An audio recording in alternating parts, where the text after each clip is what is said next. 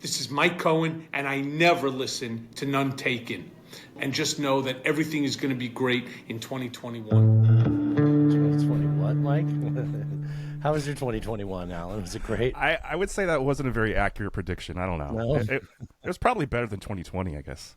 It was, I don't know. I guess I mean, we were doing the show at that point for a year. We'd had some cool guests, so that was cool.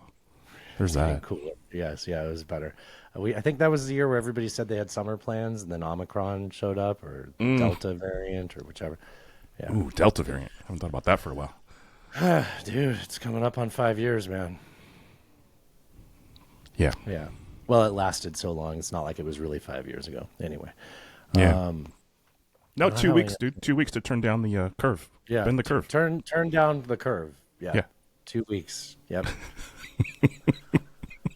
So I was traveling last week. You were on assignment. I was on assignment, and we'll get to where I was going because a lot of people have been asking where I was, and I feel like I need to be honest and admit that. But before I get to that, looking for hookers I think in I Mexico. had my lowest. What? I said you were looking for hookers in Mexico, but There we go. I was in San Diego. I'm going to mute you, Alan. So I was traveling last week, Alan.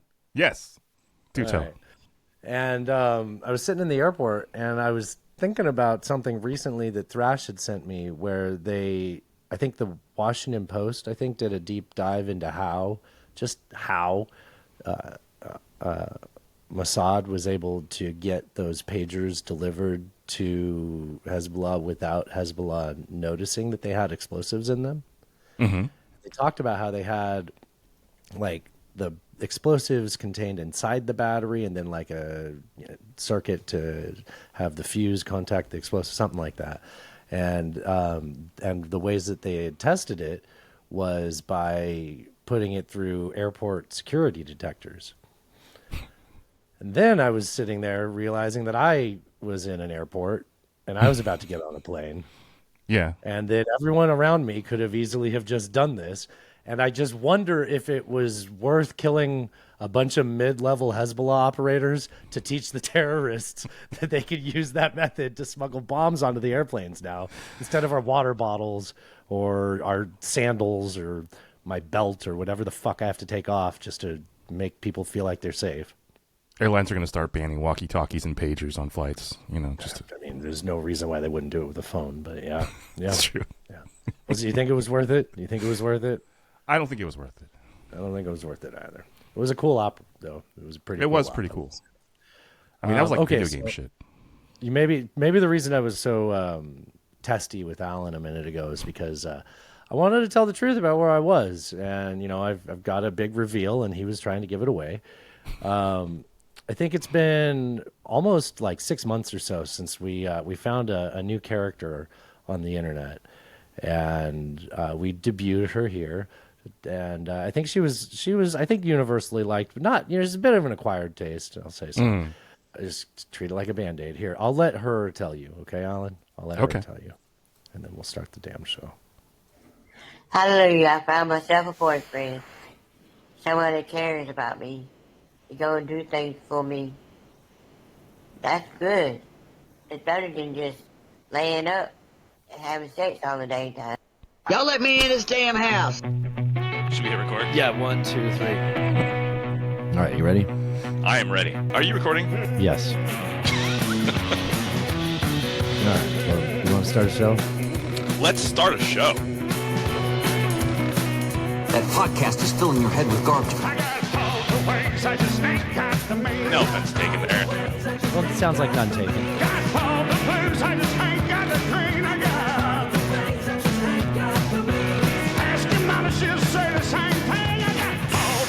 I just ain't got the means. Boo! Welcome, boys and theys and girls and gays, to episode number 411 of Not Taken, the internet's only debate and current events show, with your Dustins and Allens as your host. with your host, Dustin and Allen. I'm Rusty, Allen. I'm Rusty. Two political nomads from two different worlds. Shout out to Reverend Peyton's Big Damn Band for the use of their song, Ways and Means, for intro music. The time of this recording, it is Tuesday, October 22nd, 2024. It's a great day for America. We are two coastal elites coming to you from the shores of the mighty Cumberland in Madison, Tennessee, all the way to the Pacific waters of El Cerrito, California. Here to recap another week of current events and sharing way too much of our tragic personal lives. Please subscribe right now wherever you're listening to this. Bless your life and join the Patreon. Head on over to nonetakenpod.com. That's nonetakenpod.com. And for a mere pittance, you must have a pittance to spare. If you have a pittance, if you must have a pittance, then you must. If you have a pittance to spare, is $3 a pittance? I think so. In 2024, yes. Yeah, you know what? We should start upping that price, come to think of it. Inflation, man. Yeah. Anyway, so if you have a spare pittance, head on over to nonetakenpod.com. Join the Patreon. For $3 a month, you get access to full video of everything that we do on the show. That also gets you access to the hidden track, which is also full video if you like looking at us. But it also gets you a RSS subscription. You just click on the link, and it adds it to your podcast player of choice. So if you don't want to have to go there and download all that stuff, it just creates the feed and it updates your feed, right? Like if you subscribe to that RSS, you never have to open Patreon again. You just have the... Nope, it just shows up in your player. Yeah, there you go. Yep. There you go. That's really cool. I like that. Also, rife for abuse. You could sign up and then close, and you still have access to RSS. And No, the RSS cancels. Patreon does it first. Sucker. Yeah. So $3 a month. Come on. It's None Taken. You love us. Alan, what else can they do at None Taken? Well, also with the video component, you get to watch the videos we're watching as we're doing the show, so that's cool. You also get access to some of our interviews that we do early. So, sometimes we'll do an interview, and sometimes it never goes on the main feed, or sometimes it goes on the feed a month or two later. You get access the next day, you guys. Good times. Everything you need None Taken is at nonetakenpod.com. We got our merch store over there. Drop your girlfriend. You want, a hoodie from your favorite podcast for Christmas. Drop your girlfriend? No. Drop a hint to your girlfriend that you want. Drop your girlfriend. Join the Patreon. Who needs girlfriends when you have us, right? No, I was saying drop your girlfriend a hint that you want a None Taken hoodie for Christmas or something like that. It's time of the year. Merch store is over there. You want your girlfriend to get you it for Friendsmas? Christmas. Okay. I'm not nitpicking, but I think I heard a Friendsmas in there. Our socials are over there. All the feeds, the Spotifys, the iTunes, everything you need is at nonetakenpod.com. Check it out. Nice. Also, you can support the people who support us. Yes. Slickitsdigital.com. Slickits Digital for all your SEO marketing needs. Slickitsdigital.com. Hell yeah. What is up, everybody? Welcome to the show. Hope you all are having a great week. Glad to have you back, my guy. Glad to have you back on the show. Yeah, Thrash kept the seat warm. That was a good show. I listened to it. Yeah, he was super cool. It was fun doing the show with him. I had a good weekend, man. We had let's see, it was Saturday night. Me and Tim had a little boys' night. His girl was little boys' night. Abe. I gotta put the commas better. You don't miss me, huh? Jesus Christ. We had a guys' night out. His girl's off doing a thing, and so we went to Oakland. We went to Sante. Oh, dude, we saw some comedy live in Oakland, which was fun. Dude, there was a guy. All the comedians were good except one, really. He kind of bombed hard, and his intro. Was he just not good? Did he just have a bad set, or do you think he had bad material? Well, so the MC brought him up and was like, "Hey, this guy's been on Kill Tony. You know how they, give the credits." Dear. And I was like, "Okay, interesting. I've never seen this guy before." And he comes out and he was almost like arrogant. And as the crowd wasn't like reacting to his jokes, he was almost getting like more like arrogant, kind of, hostile. It just kind of got progressively worse. I don't think there was a laugh the whole set, man. It was kind of painful to watch. Crowd, that's the first way to get everybody to laugh. Yeah. He wasn't being like. It was more, it was more, it wasn't overt. He was kind of like doing it subtly, but that was a good time, man. We had a great time. Good time out with Tim on Saturday, and then we had a football day on Sunday. Watched some football. He kicked my ass on Madden. He's been putting in too many reps, man. I gotta practice. And then, dude, I was so mad. I know we don't talk about sports that much. My fantasy team You know how you have the bar on the top that tells you like what the odds are that your team's going to win versus the other one. It's like green or red.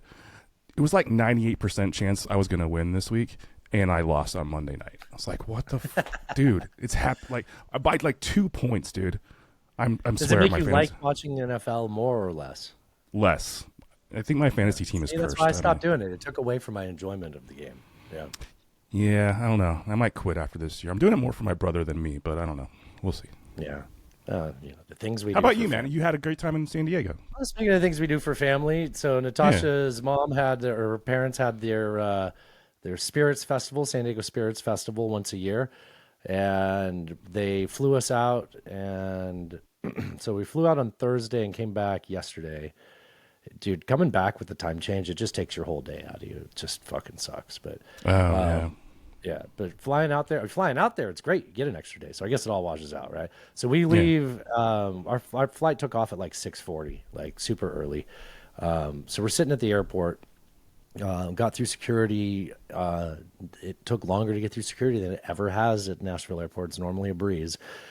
And we're sitting at the. I went and made my cocktail in the bathroom with my mini bottles because it's cheaper that way. And You got your mini bottles in.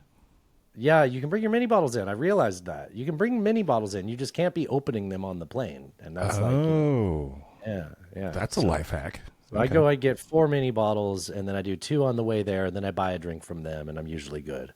I just in case I forget to tell it, when I was on the flight, that was my plan, was maybe get 1 drink on the flight, and then I'll be good. So I had my 2 drinks, kind of like in the what's the waiting room called? Whatever, the terminal. And then like, until they start serving, right? Like you got to sort of time it out. And then the guy comes by and, the male stewardess, I order a, wild turkey and ginger ale, and he brought it back to me and it was fucking clear. That's not good. No, the other way around. It was like amber color. It was like this color, like it was the color of booze.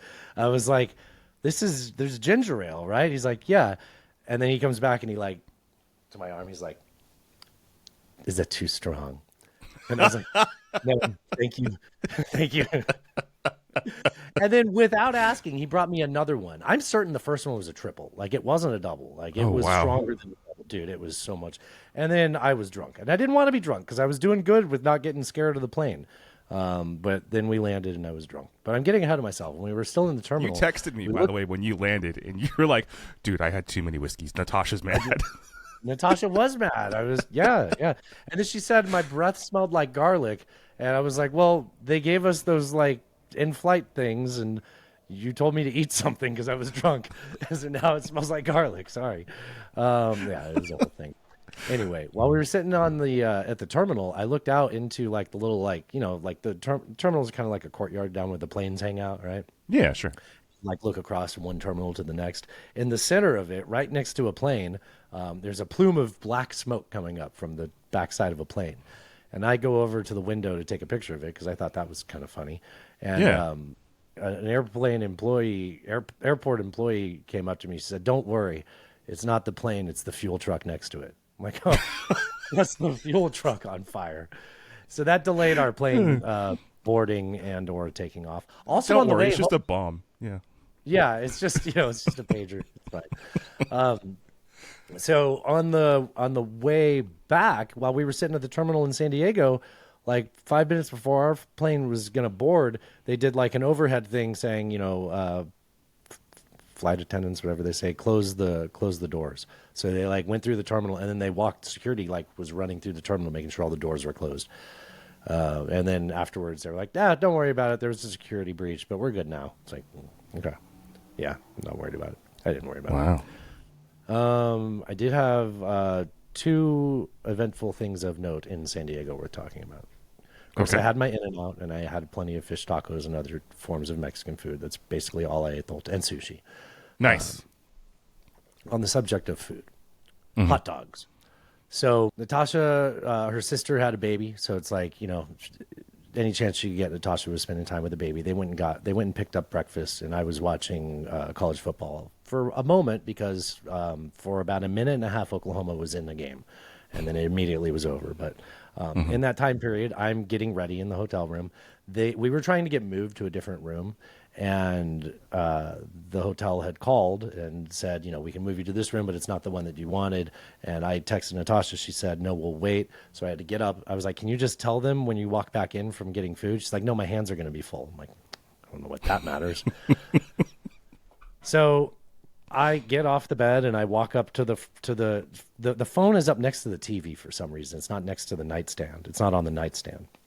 So I'm standing there calling the front desk, and Natasha opens the door. Now, keep in mind, her sister had the room next to us in the hallway. So she opens the door, and it's her sister, and my brother-in-law. And I'm standing there in my hot dog underwear. And now, you know how normally in a hotel room, the door like slams closed obnoxiously? It's got like a really strong door closer on it. This one does not have that. It just swung open and kept swinging open. She had her hands full, and she's just standing there like, oh. And I see her sister go like this, eyes, just big eyes, and then look down. And then they swore to me on a stack of Bibles for the rest of the week they didn't see anything, which honestly, I actually find that part more offensive. They didn't see anything. It's very upsetting. I didn't appreciate this. Very Top upsetting. 5 embarrassing moments, I would say. Very embarrassing lifetime moment. Hot dog underwear. There's a cute little hot dog on the front of it. I'm sure it was cute, Dustin. Yeah. I don't wear boxers. I don't like boxers. So it was, I didn't want someone to see me like that. I'll just be real honest. I didn't want to it all like that. Okay. During the event went off without a hitch. I was in charge of driving the electric golf cart all around, so that was very fun. I got to go fill up ice for the vendors and stuff, and drive the cart around as I proceeded to become intoxicated throughout the day. And just to clarify, this is the Spirit Halloween Store festival, right? That's what. Yep, that's it. Okay, It's the Spirit Halloween Festival. Yeah, they should it. they should get a banner that says that. San Diego Spirit Halloween Festival. Doesn't matter. None of you guys went. At the end of the day, at the end of the first day, there was this guy on the first day when we were setting things up that was like, so it's at a modern art museum in La Jolla. So her parents, from my perspective, need to kiss ass to the like event owners, you know what I mean? Okay. Or, like managers of the event. Right. So we're setting up these pop-up tents, and this guy, he's talking to security. And he's like, oh, you guys make sure you move that way, fire codes, things like that. And I looked at him and I'm like, I don't know who the fuck you are, but I'm going to assume that you work for this building. I'm going to assume that first, even though it felt like he was just busting balls in a way that I was not in the fucking mood for, right? So I finished raising that pop-up up, and I just walk over to him, like with my hand out, sort of sideways handshake. It's like, hey, I haven't met you before. My name is Dustin. And he introduced himself. I was like, do you work here? Like, do you work for the event? Because at the time, it's like, I got him. Let me know about the fire codes. You know what I mean? Right. Yeah. He's like, no. I just know. And he names Natasha's mom. He's like, I've known her for 15 years. And I'm like, okay. All right. Well, we're putting all this stuff up. I appreciate it, I guess. But, yeah, thanks. He's, I was just busting your balls. I'm friends with I almost said her name. And I'm like, okay. I'm not going to tell you who I am. It'll be funnier when you find out who I am. So then at the end of the next day, we're like done. Like it's winding down. It's like a half hour before it closes. Security would come up and get me if somebody wasn't getting ice. I was like, I would load up the golf cart with too much ice, and I'd end up like just dumping it at a couple of vendors that always could use more. But there was never a time where I had ice and I like walked past somebody that needed it. You know what I'm trying to say? Like, Yeah. You're on top of it. yeah, You're on your ice but game. occasionally, like security, one of the security people would be like, "Hey, this person said they need ice." They would get me, and then I would start a round of loading up ice and bringing it to everyone. That guy's booth. She's like, "Hey, this guy said he didn't have any ice," and I'm like, "Oh, well, let me go at least handle that." I spent a career in customer service, Yeah. And first thing I say is just like, "Hey, I'm really sorry you didn't have ice." I was like, I know I came through this area not that long ago. I would have gotten you ice. I didn't have any. I didn't know that you needed it. I'm sorry, I'll make sure tomorrow you don't run out of ice. And he reaches over to my shirt and he goes, "How will I know what shirt you're going to be wearing tomorrow, though?" And I was just like, "Do we have do we have a problem? Like, I don't know why you're touching me. Like, Yeah. it's like, dude, it's just so hard to explain. I mean, the guy came across like he was coked up too. So it's just like, Okay. yeah. And I was like, you know, I am so sorry that you didn't have enough ice. That is my whole job. I will make sure that tomorrow you have plenty of ice. And then first thing I did the next morning, I put more ice in their cooler so they couldn't fit any product in it. Oh, keep in mind, this is a tequila booth that wasn't making mixed drinks. So what the fuck did you need ice for? That's a fair point. Fair point. Yeah, I Dustin, thought yes. that's a good point too. Yeah, yeah. So then at the end of the festival, he like got in the mix with Natasha's mom and said like, your help was very rude. And she's like, you know, I'll talk to our help. But I did hear that you were very aggressive and very rude with my son-in-law. And I don't appreciate, I'm not going to do an impersonation of the way he gets all. Yeah. So I was like, good. She's like, Wow. yeah. Some I got a beef discount at the up spirit too. show. I was looking for him the next day. I was like, I want it. Like, I want to see you find out who I am. Anyways, Natasha's like, why didn't you tell you are? I'm like, because first of all, it's not me. I don't do that. And second of all, Right. It was really funny when you found out the hard way. It's funnier that way. Yes. Yeah, the help. It's like, I don't hire help. This is all family, bro. Like, I thought you knew her for 15 years, though. I'm surprised should you didn't know. that. Let's get into some of our comedy clips. I don't need to turn this into me airing the airing of grievances. Okay, there we go. This is, how do you say this name? Mace, Mayce Galoni, just like Galoni. Yeah, let's go with that. I had to go get us some Plan B Him and his girlfriend. for the accident. Yeah, we're all on the same page. I'm saying accident, but it was an accident in the same way as, you know, when you're going to like reheat some leftover lasagna in the microwave. Yeah. And you have that moment beforehand where you're like, I should cover this lasagna. But you don't. And you and the microwave decide, let's just put it in for a little bit, see what happens. And that lasagna has exploded inside that microwave. Yeah, that's not what we want to happen, but none of us here would blame the lasagna. Right? Because it's just really warm in there, and especially without that cover, it can just really feel the microwaves. So just in there like, I don't know how this happened. I only put it in for 2 minutes. That's not on me. That's a really powerful microwave. That's what that is.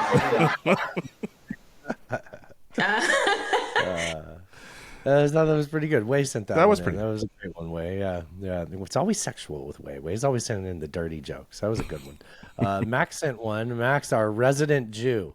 A lot of times, whenever something's going on in the Middle East, I go into one of the group chats where I don't know. It doesn't have to be specific, and I want to like briefly summarize Max before I say Max sent me this. You know. I'll say, the biggest Jew I know sent me this. Yes, he never misses a holiday, you know, even when there's important life events. He's always there for his people. He is. The Yom Kippers and all of the Kippers. Yeah, all of the all the kippers, Yoms. yes. Yes. And the brists and bisques. Yep. Wait, there's only one. Lobster bisque, that's the other one. That's not Jewish, right? I don't think so. Okay. I don't have a comic's name. It looks like Ahmed Weinberg. If you're Jewish, this is a crazy thing. You're at the end of every conspiracy theory. Like, people think Jews did not just banks in Hollywood. Like, I travel, people are like, crop circles, that was Jews. That was also Jews. I'm like, first, they don't like yard work, first of all. I don't think they're doing crop circles. Also, I thought that was wasn't that aliens? They're like, yeah, we thought so. Then we thought something weirder, you know? Something we understand less. We went to Jews. They went from aliens to Jews. The one thing they still think is aliens is the pyramids in Egypt. It was Jews, you know? That was very funny. Well done. It was good. And then I got one from Slickets. This is kind of Jew related, Alan, if that Jewish related. Okay. We'll go with it's a Bible joke. It's about the 10 Commandments. They were all Jews then, right? Sure. The whole first book's all Jews. Are we becoming a Jewish themed Mountain Dew podcast? Is that what's happening? I don't know. mean, if it gets us holidays, yes. What are the other people? Philistines. There was also Philistines. There were Philistines. This is true. Oh, it's not plain. His wife. All right, let me start it again. Sorry. Okay. Thought I got it ready, but I didn't. The 10th commandment is thou shalt not covet thy neighbor's wife. Doesn't it feel like someone was definitely f***ing Moses' wife? That one's really specific. The rest of them aren't like that. The rest of them are like, don't steal, don't cheat, you have the right to bear arms or whatever. And then, right, that's in there somewhere. And then they're so vague. And then the last one is don't f*** your neighbor's wife. It feels like God gave him the other 9, and then Moses was like, dude, can you please put the neighbor wife thing in there? Come on, this has to stop. And he got down from the mountain. He was like, hey, Ezekiel, God says you have to cut it out. Cut her anymore. Sarah, get back in the house. Yeah. He's done coveting you. God really tell you that? He's like, yeah, got them all right here. Oh, I didn't see it. He added an 11th one. It says, thou shalt give dome on the reg. It's a very good Bible joke. Good Bible joke. I concur. Speaking of Billy Wayne Davis, he even said that he made a Jew. So we've got a theme in order. Friend of the show, Billy Wayne. Friend of the show, Billy Wayne Davis. This is a quick hitter. Have you guys ever been in so much trouble you've had to win the presidency?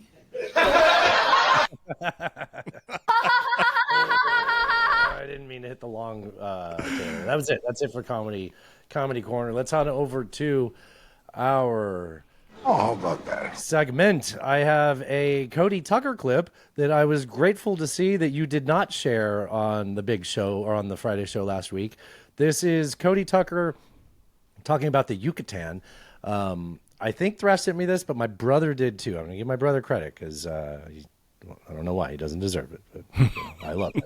When the Spanish first arrived in Mexico, they kept asking the native people, what is this land called? They kept saying, Yucatan. So the Spanish said, oh, this is the Yucatan Peninsula. Turns out, the native people had no idea what the Spanish were asking them, and Yucatan means we don't understand you. In 1820, Congress was wrapping up its debates on whether or not Missouri should be admitted into the U.S. as a free state or a slave state, aka the Missouri Compromise. As they were about to go to a vote, a North Carolina congressman named Felix Walter stood up to make his point. He instead gave a long speech that made absolutely no sense to anyone else in the room. He addressed like a Trump rally.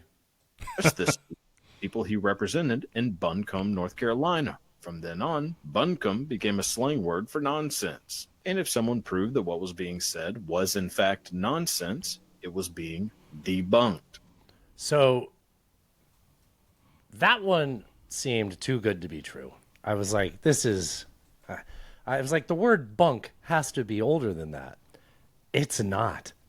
And if you look up the history of the word bunk, they will tell you bunk comes from a shortening of saying bunkum, and then debunking came from debunkuming something.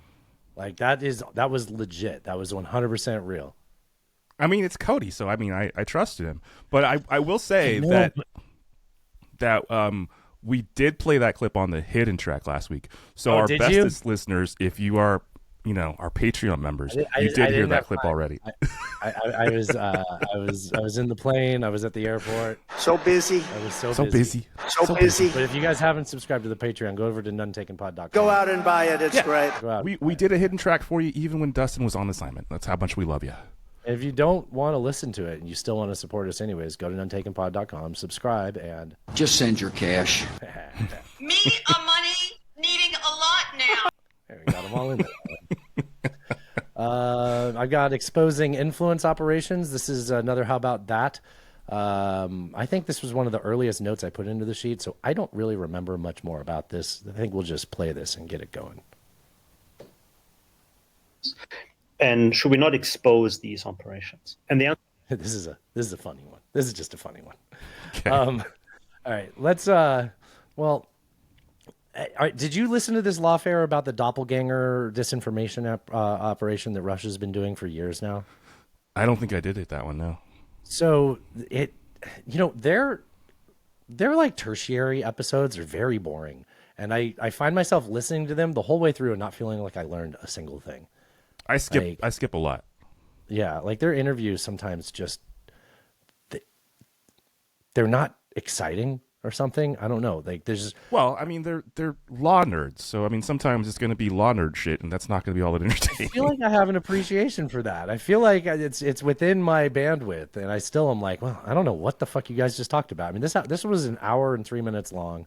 My takeaway from it was, so Russia, you're familiar with this because Russia has been like spoofing websites and having either slightly different spelling to it or something like that.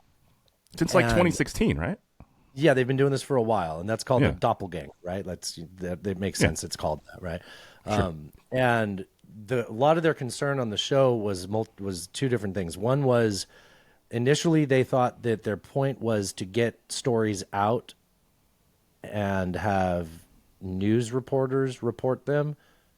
No, I think it was the other way around. They thought that they would have common people see them and believe it was from Fox News, but And share they've it. actually had better success in that because news reporters have actually been reporting them as though they are real. Oh, geez. And that leads them to their second concern, which is, should they even be reporting on the existence of this operation if all it's doing is...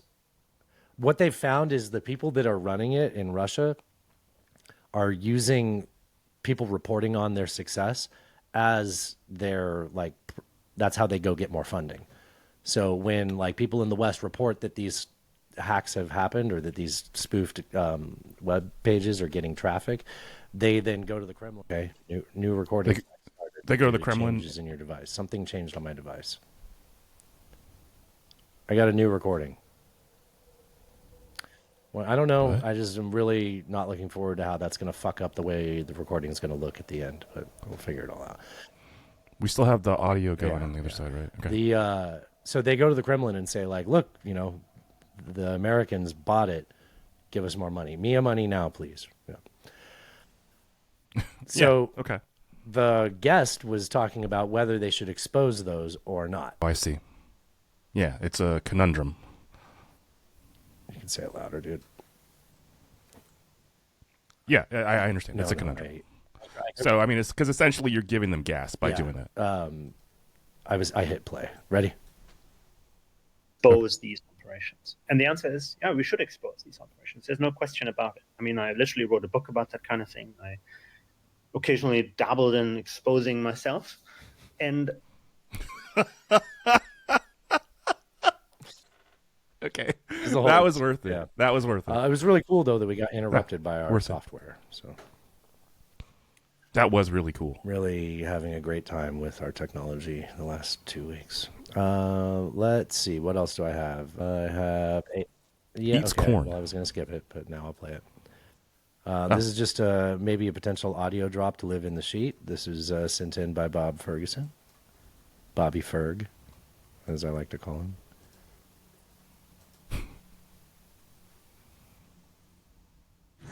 This guy eats corn the long way. Maybe it lives in the sheet. We'll put it in the soundboard, maybe. Yeah, it's just an out of context drop. By the way, we should say how about that? How about that? Okay, this one was pretty fascinating. Isn't quite an isn't that something? There's more of an how about that. So,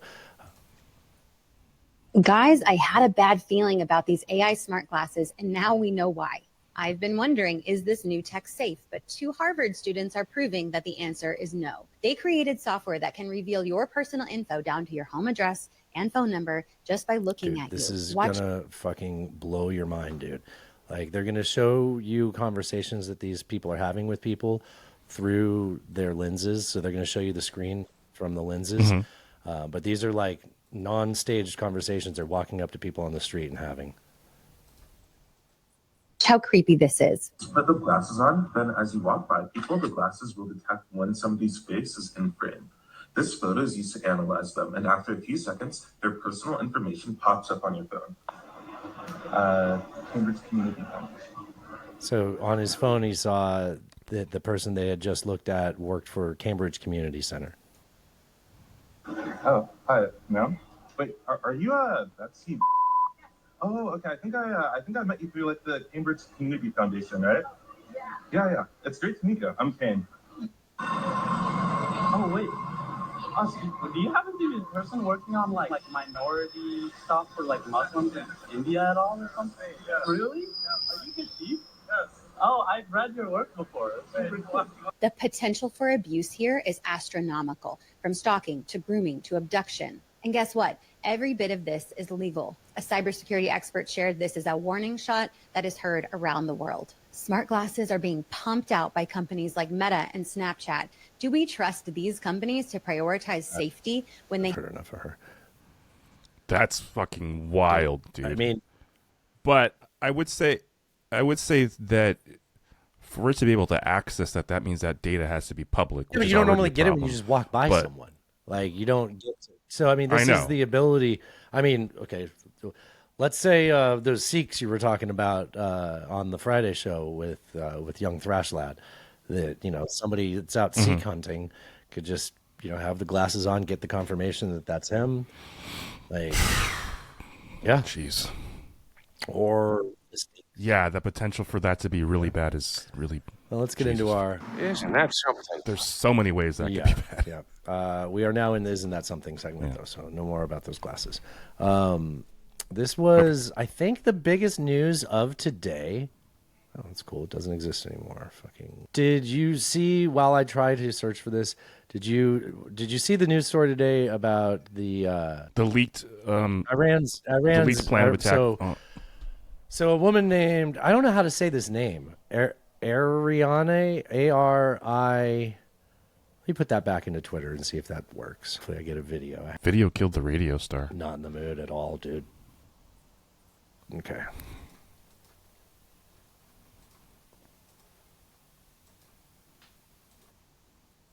Regarding Vice President Kamala Harris's National Security Advisor, Philip Gordon, and congressional lawmakers want answers, as it could be a sign of what America's foreign policy could look like This has under nothing to Harris. do with the original story. Why is this taken down? Why is this down?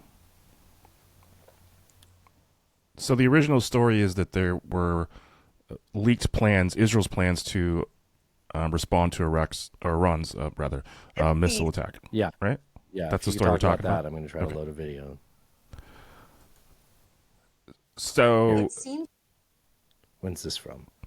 See, here's the problem. If you search this woman's name, most of the stories show up from last year when she was in trouble for the same fucking thing and didn't lose her security clearance.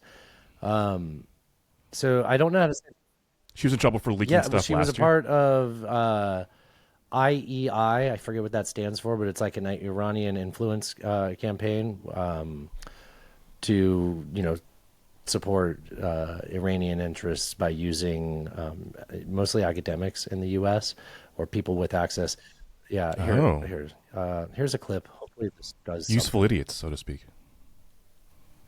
It's a big change. But protests are actually a feature in the Islamic Republic. They're not a departure.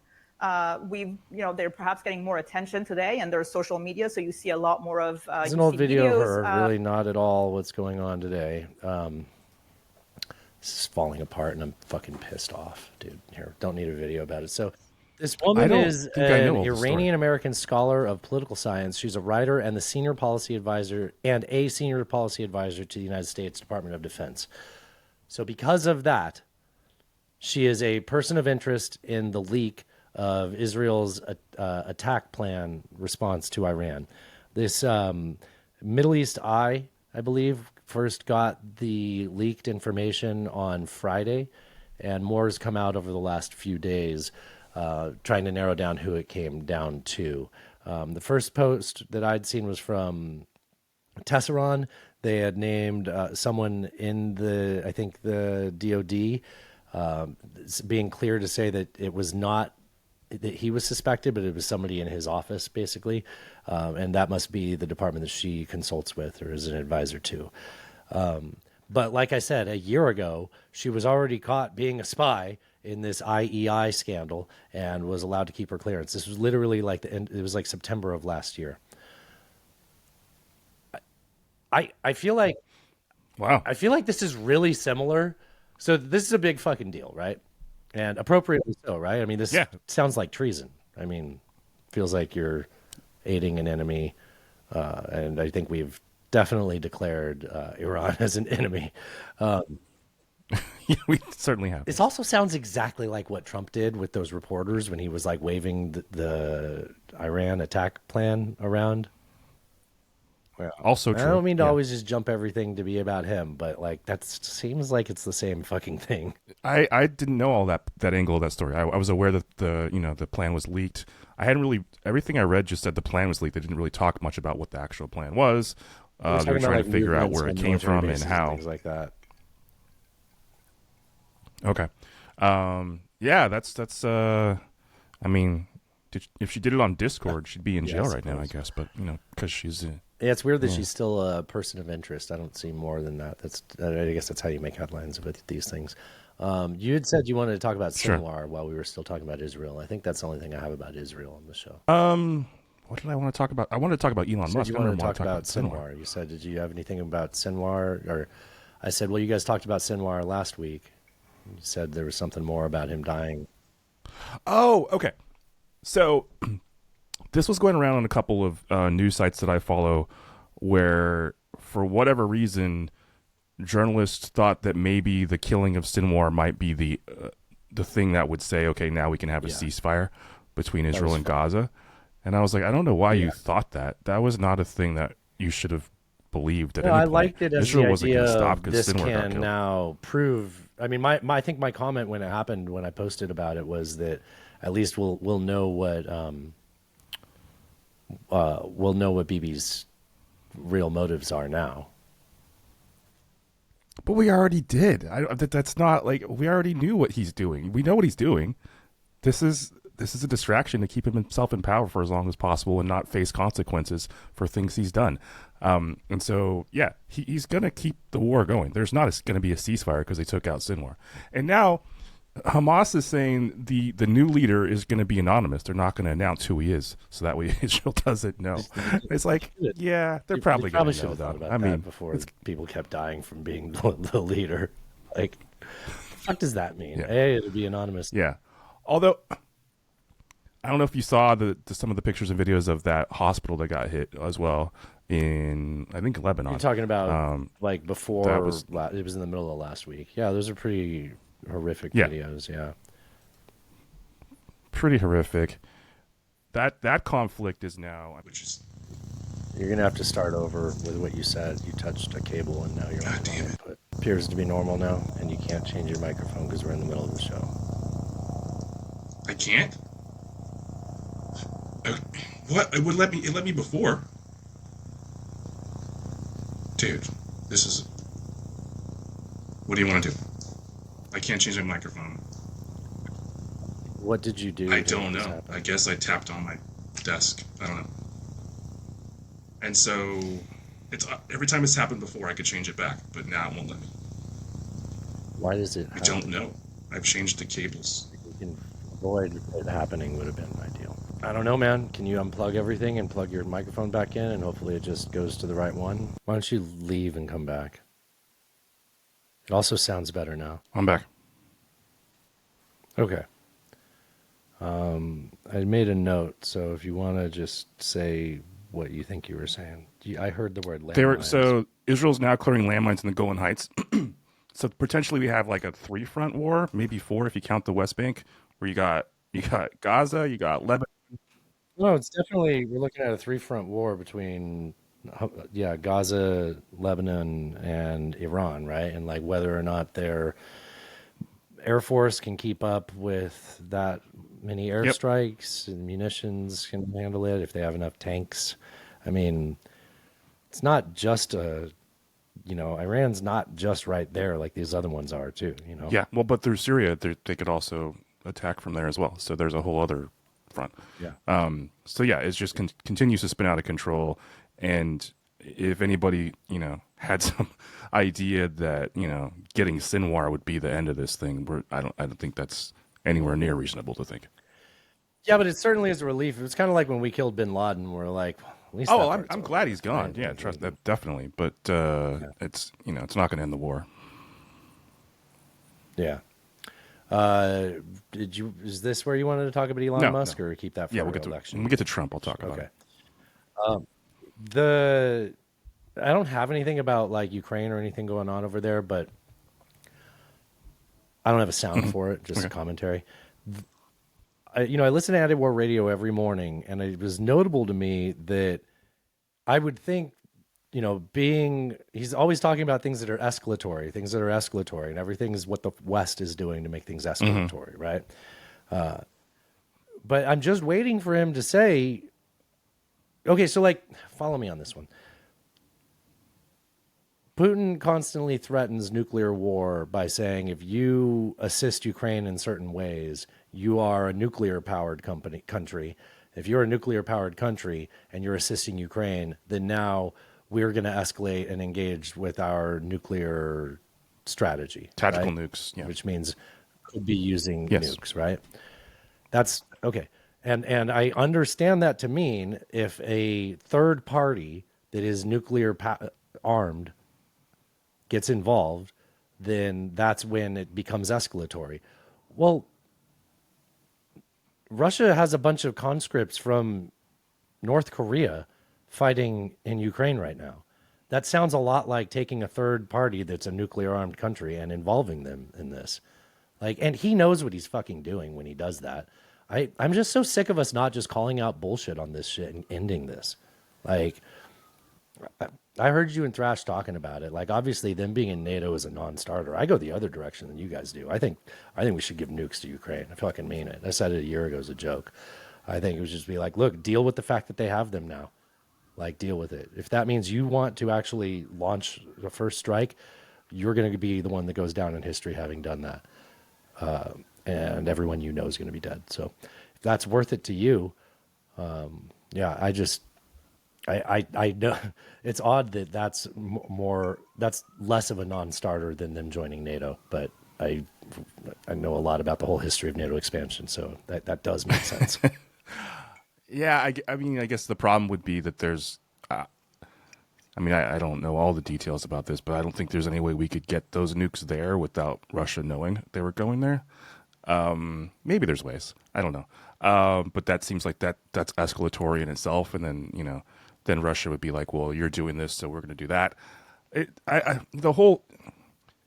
guess I take your point about North Korea being a nuclear-armed country and then a third party entering this war. I mean, he's doing exactly what he's threatening the West for doing. But he's already the nuclear-armed country going, against the country that has none, and violating the agreement that was signed when they took the nukes from them. So it's already a quagmire. I don't know, man. I don't have a good place to go from there. I was playing. I know I played that thing earlier about the doppelganger hack. This is a little bit more about Russia's provocations and how they are behaving in the. How they're behaving globally right now. Did you listen to this one? And I think you were listening. This is the clip. I think it is. This was something that kind of hit me in the face. So the thing that kind of jumped out to me on this was they described the way Russia is behaving as though they are not preparing for themselves to be a part of the next world order as things are being reshuffled, largely due to Russia's actions. But here, let me play this clip. Assassinated people abroad. They've pumped disinformation around the world. They've done what they call active measures. What I think is different this time is that Russia is acting as if it doesn't really have a stake in the post-war international order. We saw Putin embracing this, right? Recently, he said, we are in for probably the most dangerous, unpredictable, and important decade since the end of World War II. We'll come back to that, but I just wanted to pause on the whole, they're behaving like they won't be a part of the world order. I mean, that actually gives me more anxiety than almost anything else that they're doing, is that their posture appears to not be concerned with how things are in the future. Yeah, no, that's certainly concerning, and I hadn't actually heard it put into words that way. But if you look at Putin's actions, yeah, checks out. I mean, what they've done as far as assassinating people in other countries in Europe, what they've done with taking American hostages. I saw Paul Whelan interviewed, I think yesterday. He was talking about how he was essentially tortured. He was sleep deprived. He was, they dumped water on him. They did all kinds of stuff. And he was, in pretty bad shape when he was finally released. That was an American citizen that they held for years. And they got away with it. Yeah. And then, they annexed Crimea in 2014, get away with it. They invade Ukraine, get away with it. They assassinate somebody in the UK, get away with it, or Germany, I can't remember which. They just killed a general. I mean, either that or he got window cancer. Oh, the guy that fell out the window? Yeah. Yeah, that's in Russia. one of their favorite tricks.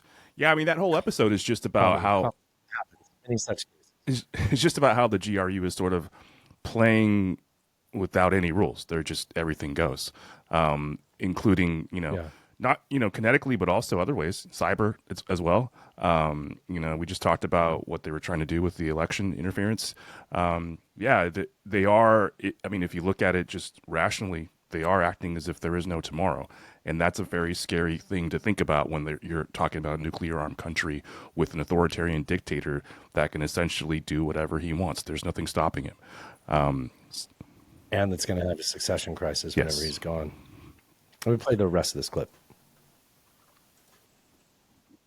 This is a revolutionary situation.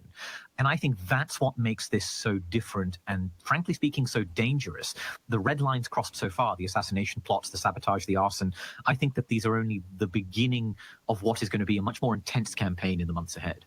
Against which the rest of the world has what kind of measures? I mean, what's to be done to crimp any of this? Well, there's not an awful lot because you've pulled lots of the levers you can after the war in Ukraine, right? You've sanctioned Russia. You've already kicked out hundreds of Russian intelligence officers from Europe, the biggest ever expulsions. And in fact, ironically, that's why we're seeing some of the activity we are, because they've lost their official spies inside embassies and missions in Europe. They're hiring criminal middlemen to do this arson, to do these provocations. That makes them more reliant on these half-baked amateurs. It makes them less professional. It makes them easier to catch. And so the answer really lies in what Richard Moore, the head of MI6, called good old-fashioned security and intelligence work. I'm glad we played the rest of it, because the fact that they are relying on these like third parties and like they say, like just criminal gangs as opposed to their more traditional avenues of doing this. I mean, it shows that they're sticking to their initial like objectives, but they're willing to use less traditional or reliable means, and they just don't care about the consequence of getting Well, caught. I mean, that's why it's almost part of it. If we get caught, we publicized it. I mean, that's why the Wagner Group was created to begin with, right? It was sort of a plausible deniability sort of thing that, oh, they're doing stuff in Africa. It's not the Russian state. They're doing stuff, in Crimea. They were the little Yeah. green men, right? Let me ask you this. If not them. Do you think that China perhaps has a positive role to play here, as unlikely as it seems? Like, you think they could? Yeah, Is that I what you mean, because they have sort of propped Russia up. They bought energy from them when nobody else would, and they are, a massive economy, right in their backyard. I mean, I think if they didn't have to feel oppositional to the order that we've lived under since World War II, I think they could, but I don't have any optimism about that. Where are you going? Well, with I just think that they, regardless of how they feel about, the greater national order, I think they have interest in Russia not being this bad of an actor. I think it's not good for any country. Certainly not that close to their door. Yeah, I don't think that's good for anybody on the world stage. And, whatever you want to say about Xi, he likes order. And so, maybe they have a role to play there in making them pull back. I don't know. Putin, I've always said on the show, I thought he was a rational actor. More and more, I don't know. I'm not sure if he is anymore, which is concerning. I mean, he's rational in his way, Sure. right? Which is, it's hard to predict. Did you see that China and India yeah. figured out the, the line of control thing? They kind of decided, they decided on some sort of joint Talk about that. We're about to talk about elections. Okay, they started on some like sort of they signed some sort of joint like policing agreement of their border. They're not going to hit each other with Apparently sticks not. up there? I mean, we'll see if it actually works out. But I read the headline today and I was like, oh shit. We'll probably talk about it more. What about all those professionals? Right, with their drones and all that They got stuff. all those people that... We'll talk about more on the headline show, I think. So, yeah. See, Neil Stevenson has a new book. The guy that wrote Termination Shock. Oh, he's I got did a new not. book. No. It's going to be a Oh, hell yeah. series. Each book. I'm down. Yeah, it's still hours long. Okay. Each. All right, let's get into a little bit of elections coverage. I heard this idea on the Reason Roundtable podcast this morning, and it really resonated with me. I wanted to talk about it with you and see what you think. So they say that America, we think of it as a two-party system, and it is, but they describe it as being a two-party minority system. So I don't think he says this yet in it, but you normally think there's a majority party and a minority party, right? And the minority party is countering the majority party, sniping at them, and then the majority party is sort of fiending them off and holding their position, right? But we don't have that anymore, and both of the major parties behave like they're both the minority parties. That's interesting. A little bit more about that here in the clip. Yeah.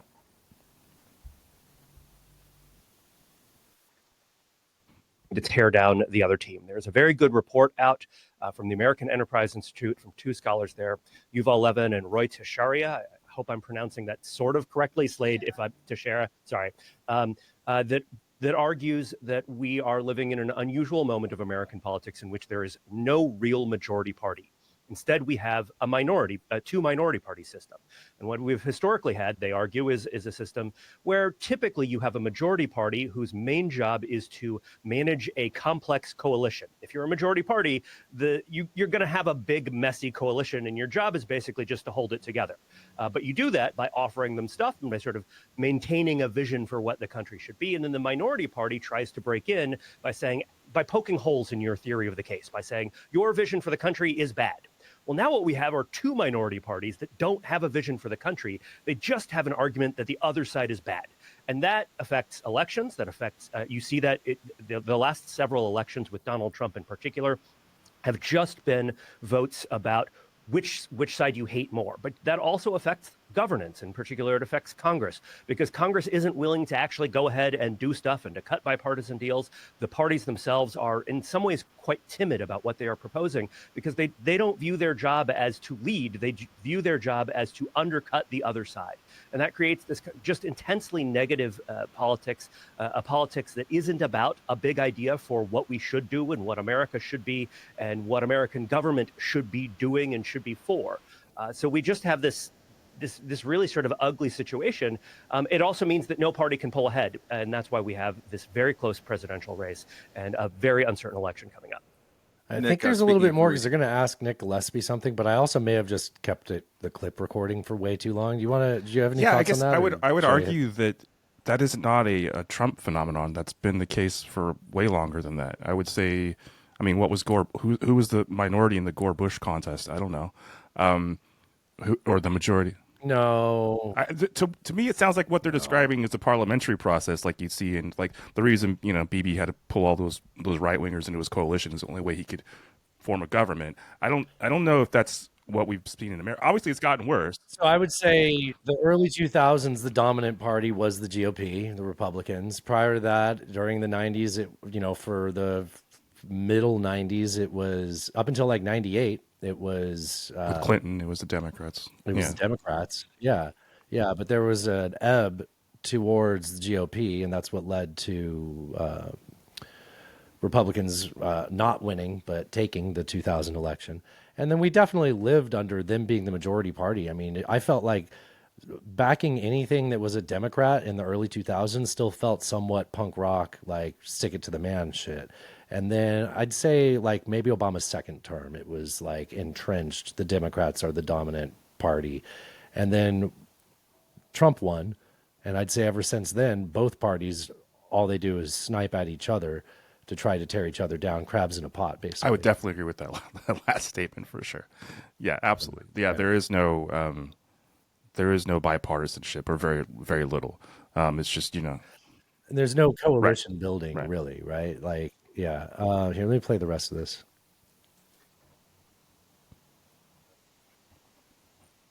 And who I'm thinking about a lot this time is Patrick Ruffini, who you've had several conversations with, pollster and analyst and I strategist. talk exclusively to white. You know what? ethnics. There isn't anything else in there. Jesus Christ, Nick. God damn it, dude. So like they talked a little bit about like polling data and stuff, and the fact that like in general, even if there's a variety between polls, we're still kind of stuck at this 47 versus 47 number percentage wise, and then there's the 6% that's undecided. And it shows that the coalitions that these parties represent or were designed to represent, those coalitions don't exist anymore. But they pander towards their base that increasingly is a more narrow and narrow subject. Or that changes by election, right? Like in 2000, it was who can out progressive Bernie. And now they got to live with the fact that they said a bunch of shit like, sex changes for prisoners and defund the police and all that stuff. Sure. Right? Which didn't go over well at all. I don't think those voter blocks still are represented the way that the parties have entrenched themselves around. Because even like, Republicans act like they won the working class, but it's still like overwhelmingly the working class jobs, if you go by like total income, are voting for Democrats. It's just sectors that are, the ones that people pander to at. We talked about this before, right? If instead of the Electoral College being all votes for that state go to it, if they went district by district, there would be they would have to campaign to all of us, right? And instead they campaign to the Rust Belt. Or, so they're like, their idea of working class is someone that used to work on an assembly line. How much longer is that going to be your idea of a working class person? The assembly line doesn't exist anymore. Yeah. Well, let's see. I have another note in here. I don't know. I can't read while I'm doing the show. It's fine. This is a reaction to Harris on Fox. So I do have, let's see, hold on. Oh, I didn't think I had this clip here. Okay, that's good. So this is Fox News reacting to Harris. So Harris had her interview on Fox News last week, right? Blair, or whatever his name is. Yeah. Bear. Yeah. Brett Baer. And so this is Fox News talking about Harris on the interview and being critical of her, which you'd expect them to do. It's not unusual. They do betray a lack of understanding of the civics class. She keeps saying, I'll follow the law. I'll follow the law in the gender transitioning surgeries and prison. I'll follow the law when it comes to the border. Well, you have access to the law if you're the vice president. If you're running for president and you become president, you can change the laws. Right. There are executive orders, and they did away with most of Donald Trump's executive orders. Isn't that something? Yeah, right there. You hear the legislative branch? That's They're not the president. Yeah, you're the vice president. You're the vice president. You could do an You make the executive laws. order. Like, yeah, right. Yeah, you made it all up. So let's talk a little bit more about that. This is the wait. Did you hear in that clip? I should play it again. Hold on, I closed it. I shouldn't have closed it. There was something on there that I didn't think about when I was playing it the first time. But the very first time I heard it, I'm pretty sure she says ginger transition. I mean, she keeps saying, I'll follow the law. I'll follow the law in Say the gender ginger transition. You have to, you go to shock therapy if you have red hair. They have to dye it. Ginger transition surgery. Ginger because everybody knows they don't have souls, so it's bad, Yeah, exactly. So we've got to. That was always so weird to me. Like, really, the red hair? That's the thing. Okay. Yeah, it is very weird, strange. huh? I think it's the freckles and the red hair and the pale skin. I think when you have just one of those, you can kind of get by. But if you're like super ginger, you're going to get put into some kind of transition surgery on the playground. So this is the Harris interview. I think this is the clip that they were referring to. So this is the clip they were referring to about the ginger transition surgery. So taxpayer dollars to The help. subject of this clip is that Trump has been airing an ad campaign. I'm sure you've seen it where you live. We get them in Tennessee, but I think people in swing states especially are sick of them. And it's, her in 2019 talking about how, like I said, they wanted to out Bernie, right? And by the end of this, I think she defends herself pretty well. I think we said going into this interview that she's not going to win anyone over that's already in a camp. But this whole interview was to reach undecideds that only watch Fox. I think she held her own pretty well in the interview. I mean, she pushed. I think she held her own pretty well. You would say that, true. though. You're a Yeah, Democrat, sure. right? So, what I'm saying is, nobody, and then, Bull Moose was in the group chat being like, it's over. It was complete demolishment. She should have never gone on there. It's like, well, I expected you to think that, yeah. And then, what would be interesting is to see what independents Gotcha. and Yeah, undecided okay. ended up saying. But, yeah. Of using taxpayer dollars to help prison inmates or detained illegal aliens to transition to another gender. I will follow the law. And it's a law that Donald See, I Trump like actually this. followed. This is what I thought you were saying you Yes. like too, right? I like the idea of, pivoting and bringing up. I actually didn't know that before she said that it was something that was in place during the Trump administration, and I think that's a great pivot to someone who's open to hearing that. Yeah, there was also Yeah, in response to the allegation that Trump had, not the allegation, what Trump said that he would send the military to go after the crazy leftists. When he tried to address that and then played a clip, which was not addressing that. Okay, I think I have that. Okay, I think I have that. Yeah, that's going to come up in a later clip. Yeah, but she She got did? feisty, right? I liked seeing her get mad. I liked the way she got mad. I thought it was an effective use of not out of control anger. There's a better word for it, but it was effective use of just kind of. it was measured, but it was very effective. I thought, yeah. Yeah. Okay. Well, we'll play that. We'll talk about that when we play it. You're probably familiar with, now it's a public report, that under Donald Trump's administration, these surgeries were available on a medical necessity basis to people in the federal prison system. And I think, frankly, that ad from the Trump campaign is a little bit of like throwing, stones when you're living in a glass house. The Trump aides say that he never advocated for that prison policy and no gender transition Well, surgeries you know what? You got to happened take during responsible for what his happened in your presidency. administration. Yeah, no surgeries happened in his It's presidency. in So black and white. would you still advocate for using taxpayer dollars for gender reassignment I will surgeries? follow the law, just as I Well, you have a think say Donald in Trump would this. say he did. You would have a say. See, as the thing president. on this I is like- that Trump didn't stop any from happening, is what she's saying. And she's saying in that same way, I'm not going to stop anybody from having it. I'm not going to, as the president, come down and say I'm going to prevent this from happening. If that were, that can stop being something that exists if Congress would like to change that law, or if, whatever, however that goes through the process of changing it. Yeah, I mean, 'Cause I guess there's a reason why she didn't use those words, because it did sound funny when I said, here, a little bit more. Like I said, I think he spent $20 million on those ads, trying to create a sense of fear in the voters, because he actually has no plan in this election that is about focusing on the needs of the American people. Whereas at $20 million on that ad, on an issue, That affects statistically nobody. And an issue that really is, and that's the move that Democrats have not been able to do under Joe Biden, because he just is not nimble enough of the mind to be able to pivot and attack. And that's what Rachel Bitecofer and Democratic strategists have been telling Democrats to do for months and years now. And I don't like her, but I like seeing Democrats have a semblance of how to properly campaign and how to properly message, because they couldn't message for shit for the last 4 years. that's very specific thing about the trans people in the prison surgery.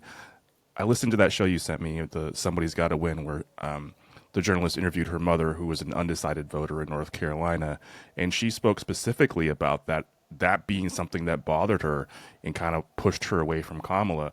I felt after listening to that entire episode that essentially what she was saying was she's going to vote for Kamala. She just doesn't want to say it out loud because her husband's a MAGA guy and her son's a MAGA guy. That was the impression I got. But It was the impression I got too. But she didn't want to. But she also didn't. But that very specific thing about that, she brought that up specifically and said, "I don't like that," and I heard that, and yeah, that reached that. So that ad campaign that got Trump's her. been running. So hopefully she watched that on Fox because I'm sure it's on her house. So maybe that moves some needles. Is what I'm saying. Yeah. That's a good point. I got some stats later that'll back that up, I think, a little bit more, especially like women voters and stuff like that. But so try to keep that in mind when we bring that up. I got another clip from another part in the interview. This is, I think, the part that you were talking about. This is, no. This is Bret Baier. So Kamala actually played pretty dirty pool with this interview, which is not surprising. It's politics, so there's constantly gamesmanship. She's on the enemy's state media network, so going on Fox, she knows she's not going to burn any bridges if she plays dirty pool, right? So it's a 30-minute interview. It was being recorded at 5 p.m. The show went on the air at 6 p.m. She showed up late. So if you do a 30-minute interview, you got a half hour to sort of make a quick edit, put it together, package it. Professionals can do it. But when you show up late, you start messing all of that up, right? So because of that, if you notice, the very beginning of the interview, the interviewer, Bret Baier, seemed much more hostile than he was towards the end. And she was on her back foot, I think, on that immigration question that they started with. And then by the end, I think she was a little bit more... on offense. In control, I would say. On offense, yeah. But yeah, I mean, there was some tension there, and there's a reason why. Here he is talking about that. This is Bret Baier. Kicker in football, they call a timeout right before he's going to kick the field goal. They're icing the kicker. So we were supposed to start at 5 p.m. This was the time they gave us. Originally, we were going to do 25 or 30 minutes. They came in and said, well, maybe 20. So it was already getting whittled down. And then the vice president showed up about 5:15. We were pushing the envelope to be able to turn it around for the top of the 6 o'clock. So that's how it started. And I could tell when we started talking that she was going to be tough to redirect without me trying to interrupt. I did this with President Obama. At one point, I just said, Mr. President, I know you like the filibuster. I just didn't even have the chance to sometimes redirect in those so ways. The only thing about this that I don't care for her doing that is that the guy works for Fox, but he's been critical. Like, he has not been someone for Trump to walk over. I've seen MAGA people hate him because he asked Trump hard questions. In fact, he did recently. Yeah, I think we saw some clips about that. So, I wasn't aware of that whole situation until you just showed me that clip. So, yeah, I don't know the background on that. Yeah, I actually didn't know that until like an hour before we recorded. So, yeah. So a little bit of gamesmanship within there. If you watch, I mean, maybe there's commercials in it. I went on Twitter and there's a 28-minute version of the interview. Maybe that included commercials, but I don't know. This is the clip Alan was talking about. This is her getting a little passionate, and I like to see this because, she's somewhat robotic with things. So the subject of Trump's rhetoric came up. She calls out some of Trump's rhetoric. Because it's Fox, says, I'm going to show you a video of Trump's rhetoric, but they do the end of it. I'll stop it and talk about it then. At town hall, and this is how he responded. I heard about that. They were saying I was like threatening. I'm not threatening anybody. They're the ones doing the threatening. They do phony investigations. I've been investigated more than Alphonse Capone. He was the greatest gangster. No, it's true. No, but think of it. It's called weaponization of government. It's terrible. So that was not an example of him and his rhetoric, right? That came right after it. Like, that was what he said right after it. He in that same town hall that they showed a clip from, that clip that you just heard was from, that's where he said he named Peter Schiff, he named Nancy Pelosi. He named people that he would weaponize the Department of Justice against if he wins. This is a campaign promise. This isn't, and we know what he did when there were people in the White House trying to keep him between the rails and follow the rules of, a normal presidency. there were people around in that first administration when he would try to do things like that, and he still put a special investigation on Hillary Clinton And Comey right? and his assistant. So, yeah. And Comey, yeah. So you can imagine the campaign promise he's making now, and the fact that they've shed everyone that could actually keep him within his lanes. There are no more no-men left. No, Junior's made sure of that. I mean, that's the whole Project 2025 is about that, essentially, is making sure everybody's on board. Nobody's going to tell him no. Brett, I'm sorry, and with all due respect, that clip was not what he has been saying about the enemy within that he has repeated when he's speaking about the American people. That's not what you just showed. He was asked about that No, specific... that's not what you just showed. In all fairness and I'm respect telling you, to that you, was the question that we asked him. You didn't show that, and here's the bottom line. He has... When she said that's not what you showed or whatever, he's saying that was the question that he had been asked, and she's saying you didn't show that. You didn't show the question being asked. Here's the bottom line. He has repeated it many times, and you and I both know that. And you and I both know that he has talked about turning the American military on the American people. He has talked about going after people who are engaged in peaceful protest. He has talked about locking people up because they disagree with him. This is a democracy. And in a democracy, the President of the United States, in the United States of America, she does, doesn't she? Be willing to be able to handle criticism without saying he'd lock people up for doing it. And this is what is at stake, which is why you have someone like the former chairman of the Joint Chiefs of Staff saying what Mark Milley has said about Donald Trump being a threat to the United States of America. I mentioned Mark Milley, and I couldn't remember if it was Milley or Mattis because they both start with an M and they had similar jobs. Mattis, so it was Milley in Woodward's book. And then Mattis came out and like recently in a statement, so I don't have a clip of it. I looked for a clip of it and said the same thing. He's like, yeah, I would never support him. He called him a fascist again. So both of them have called him that. And remember, he selected Mattis as, was it Secretary of Defense because his nickname was Mad Dog Mattis. He liked the nickname. Yeah, Charlemagne the God also said, "Can we just call him a fascist at this point?" In his Kamala's interview with him recently. Yeah, there is. How did she respond to that? I didn't hear that. I actually didn't get any clips from that. She said, "Was that interview not?" She said you can, but she didn't actually come out and say it herself. So she sort of, kind of parlayed it a little bit there. But like you can do that. Go ahead. I don't know if this is a good spot to talk about Elon or not. Is this a good spot, do you think? Or why not? All right. Yeah, we're gonna talk about his lottery raffle. Yeah. So you texted me about this. You're like, dude, I can't believe what Elon's doing. So essentially, he's like, if you sign up for this petition in a swing state that you're going to register to vote as a Republican, you be put in a lottery that I'll pay out $1 million a day to somebody. So if you just said if you register as a Republican, I'll do a raffle with $1 million payout, that would be illegal if he just said it that way. But if he has the guise of a petition in front of it, but if that's just a guise, I feel it's like still that's still likely I don't think that illegal. But yeah, I don't think that holds up. According to the PAC that's associated with it, they've already paid out 2 people. Anyways, yeah, with big checks. And I say that to say this because I was thinking about because I was listening to something they were talking about that today. I don't remember if it was the Daily or somebody was talking about it. Trump has said, "I'm going to be a dictator on day one. What's the first thing I'm going to do? Drill, baby, drill." Right? Now, Elon Musk has self-identified as a humanist. He says his whole reason behind Tesla is he wants to electrify transportation, right? He wants to get away from fossil fuels, defossil fuel the economy, defossil, right? Yeah. That's been a big deal for him. He wants to SpaceX is because he thinks humans need to be an interplanetary species, so we need to colonize Mars so we can survive. Trump says he's going to drill, baby, drill, day one.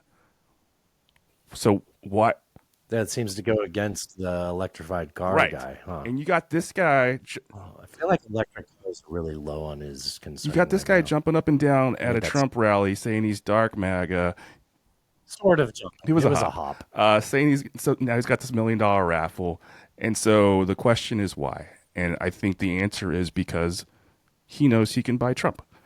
I mean, TikTok is exhibit A, right? So Elon has a lot of the reason he's been able to build up so much. Because Trump's like, I mean, I'm not going to armchair psychologize him, but I mean, he's a narcissist. I think we can comfortably say that. So, you know, he likes anybody that can butter him And up. Elon has largely been successful at the behest of government subsidies. I mean, if you look at, you know, all the subsidies he's gotten from the government, they're probably his biggest client when it comes to SpaceX, obviously. So he knows that if he can get Trump in the White House, he's got the guy that will, you know, sign all the things he wants, right? It just seems like it's so transparent and obvious. But I don't know. I feel like 47% don't see it. It's pretty wild.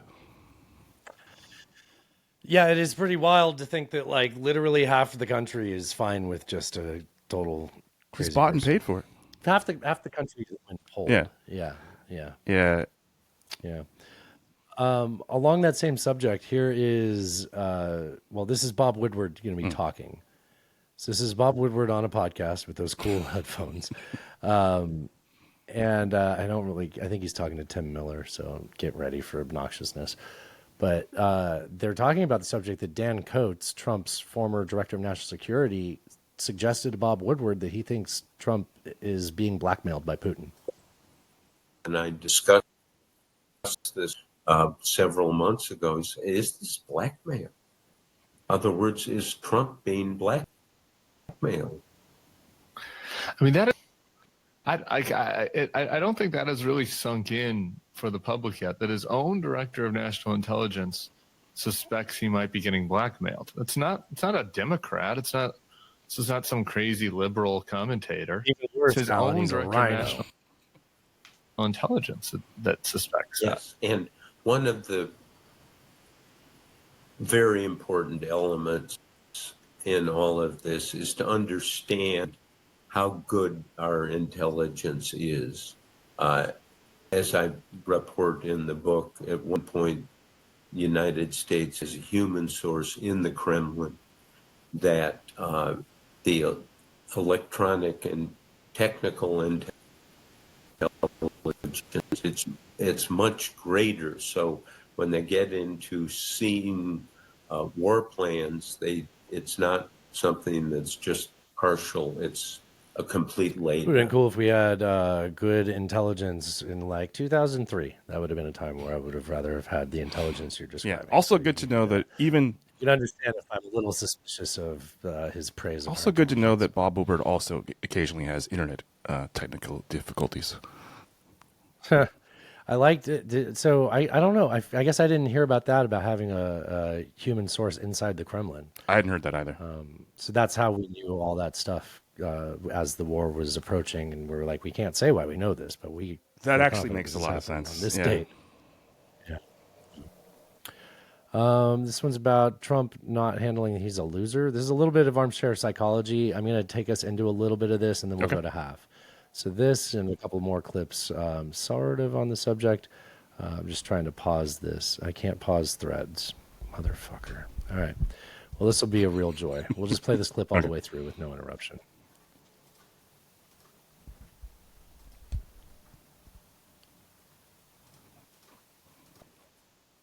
Some of the great presidents we've had in this country, obviously they were interested in winning and losing, but it wasn't necessarily the sum total of their being or understanding of the world. They were interested in policy. They were interested in the country. They had a certain feeling for history.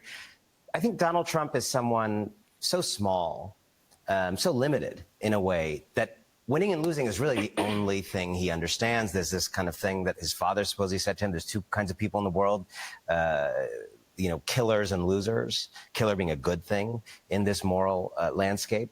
And so you can imagine the 2020 loss was a trauma for Donald Trump because it's the only kind of meaning he has is to have ratings higher than the other person. And his ratings were lower, the ultimate rating in this country, which is voters. And then J.D. Vance, I actually met J.D. Vance the first time. Did you want to say something on that? I saw you sort of pivot. Keep playing it. I was just thinking of something.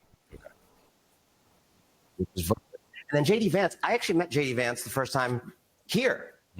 We were both on the same day. This is 2016. I thought he was charming, kind, interesting. We have a different worldview, but we spoke. I honestly don't care about the rest of this. I'm going to close point that I was concerned about was the whole like him, you know, if you oversimplify his worldview and you take his narcissism into account, and you kind of flatten him down to just that, he can't stand being a loser. And when given the opportunity to say, I didn't lose, unlike everybody else who's been president before, he was willing to go down the avenues of why, no, I am in fact not a loser.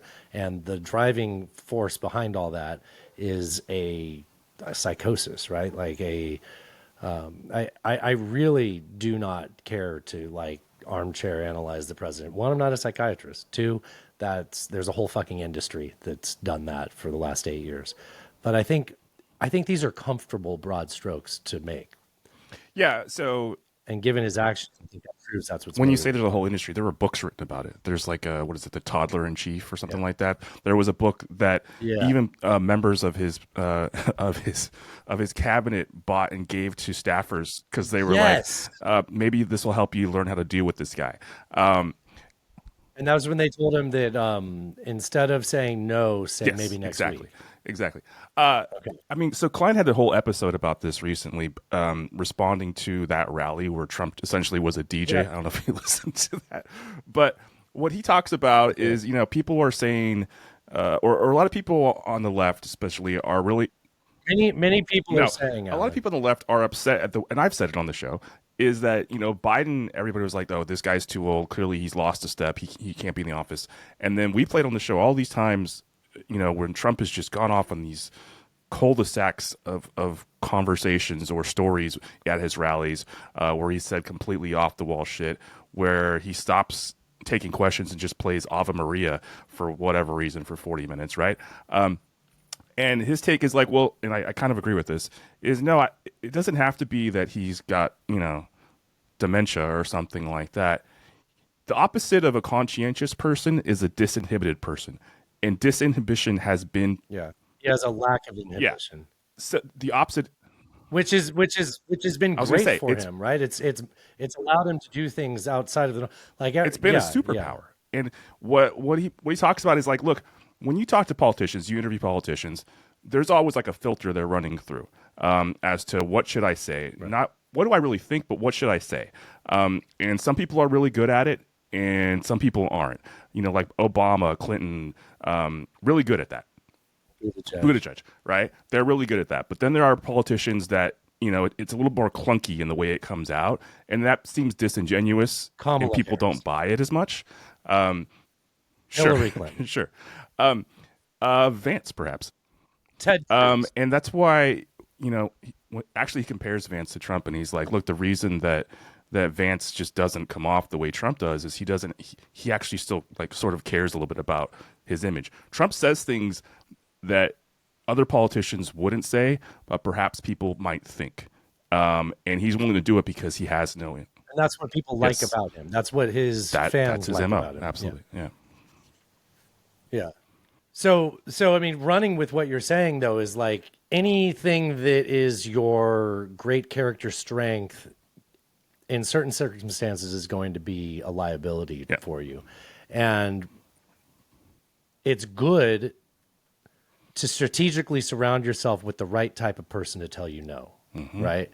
Like, I mean, it's not something I strategically, but like me and Natasha counter each other very well. Like we think very similarly, but we operate. Yeah. What do you always say? I'm not the kind of guy that gets a second marshmallow. Is it what you usually say? Yes. Yeah, exactly. I'll have a marshmallow. I don't even want two marshmallows, Alan. I just want the marshmallow now. Yes. Yeah.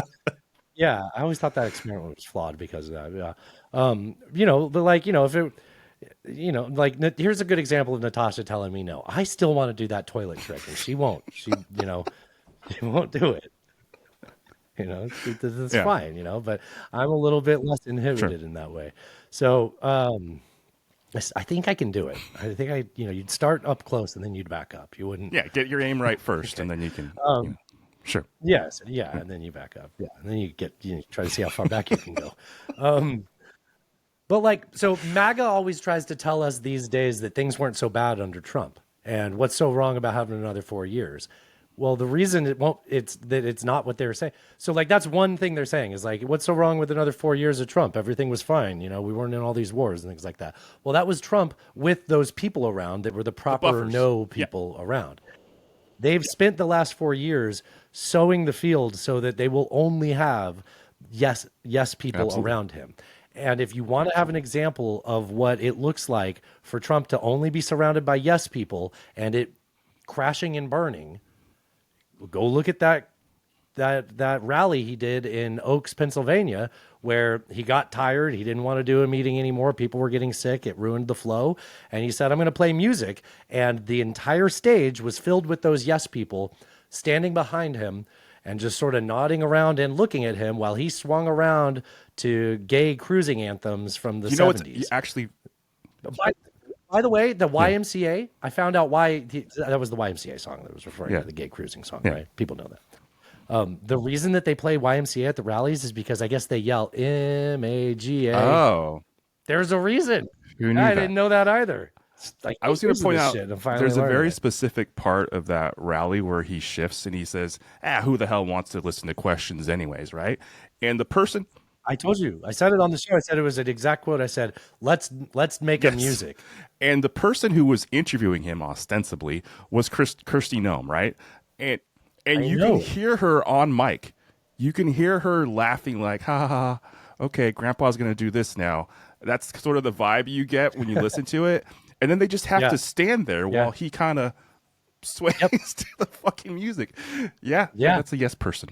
That's what that is. That's what happens, and this is what he's left with.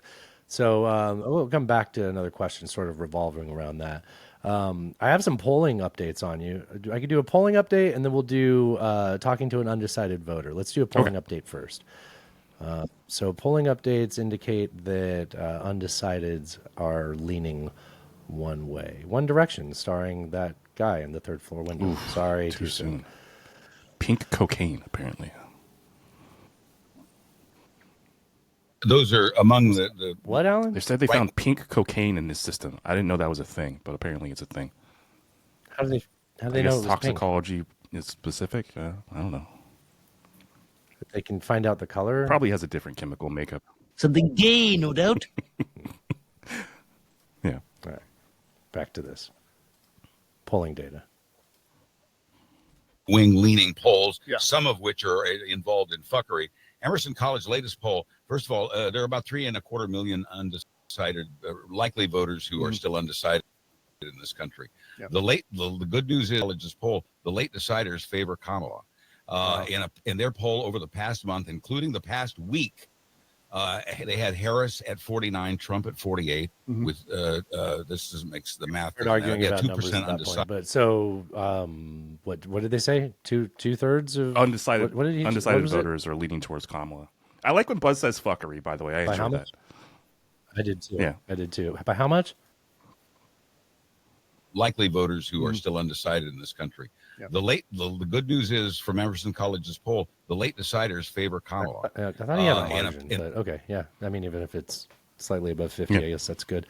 For the Harris campaign, more details on voting or on polling numbers. CNBC poll: 20% of Harris is leading. How do I say this right? Among young voters, Harris is up 20%. Harris has a 20% lead. Yeah, Harris has a 20% lead amongst young voters. And I believe that's the same number Biden had in 2020. So that didn't change despite all the Gazas and all that stuff. So if you look at Trump's, what do you think Trump's base is? Like, just you got it memorized since 2016. What's Trump's 47. No, it was actually I don't remember the number. What demographic? Oh, non-college educated white males. Non-college educated white voters, yes. So in 2016, that number was 33% were voting of that demographic was voting for him. In 2020, 31%. In 2024, 27%. So he is declining. He's shedding voters in that sector. Right now, he's only +1 with white women, which I believe was a lot higher in 2020. And in fact, no, in 2017 and in 2020, he was up +6 and +7. So that's a huge drop-off. And I think that has a lot to do with what the Republicans have been selling themselves as against women's reproductive rights. The whole just blatantly, and his vice president pick. Yeah, it's the childless cat ladies. It's the IVF. It's the Roe v. Wade. There's a lot. Well, he's the father of IVF. I don't know if you know that, but you'll learn that. I had heard this. Yeah.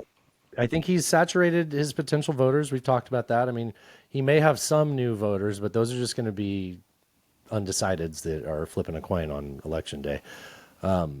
There is something interesting that's been going on in the betting markets.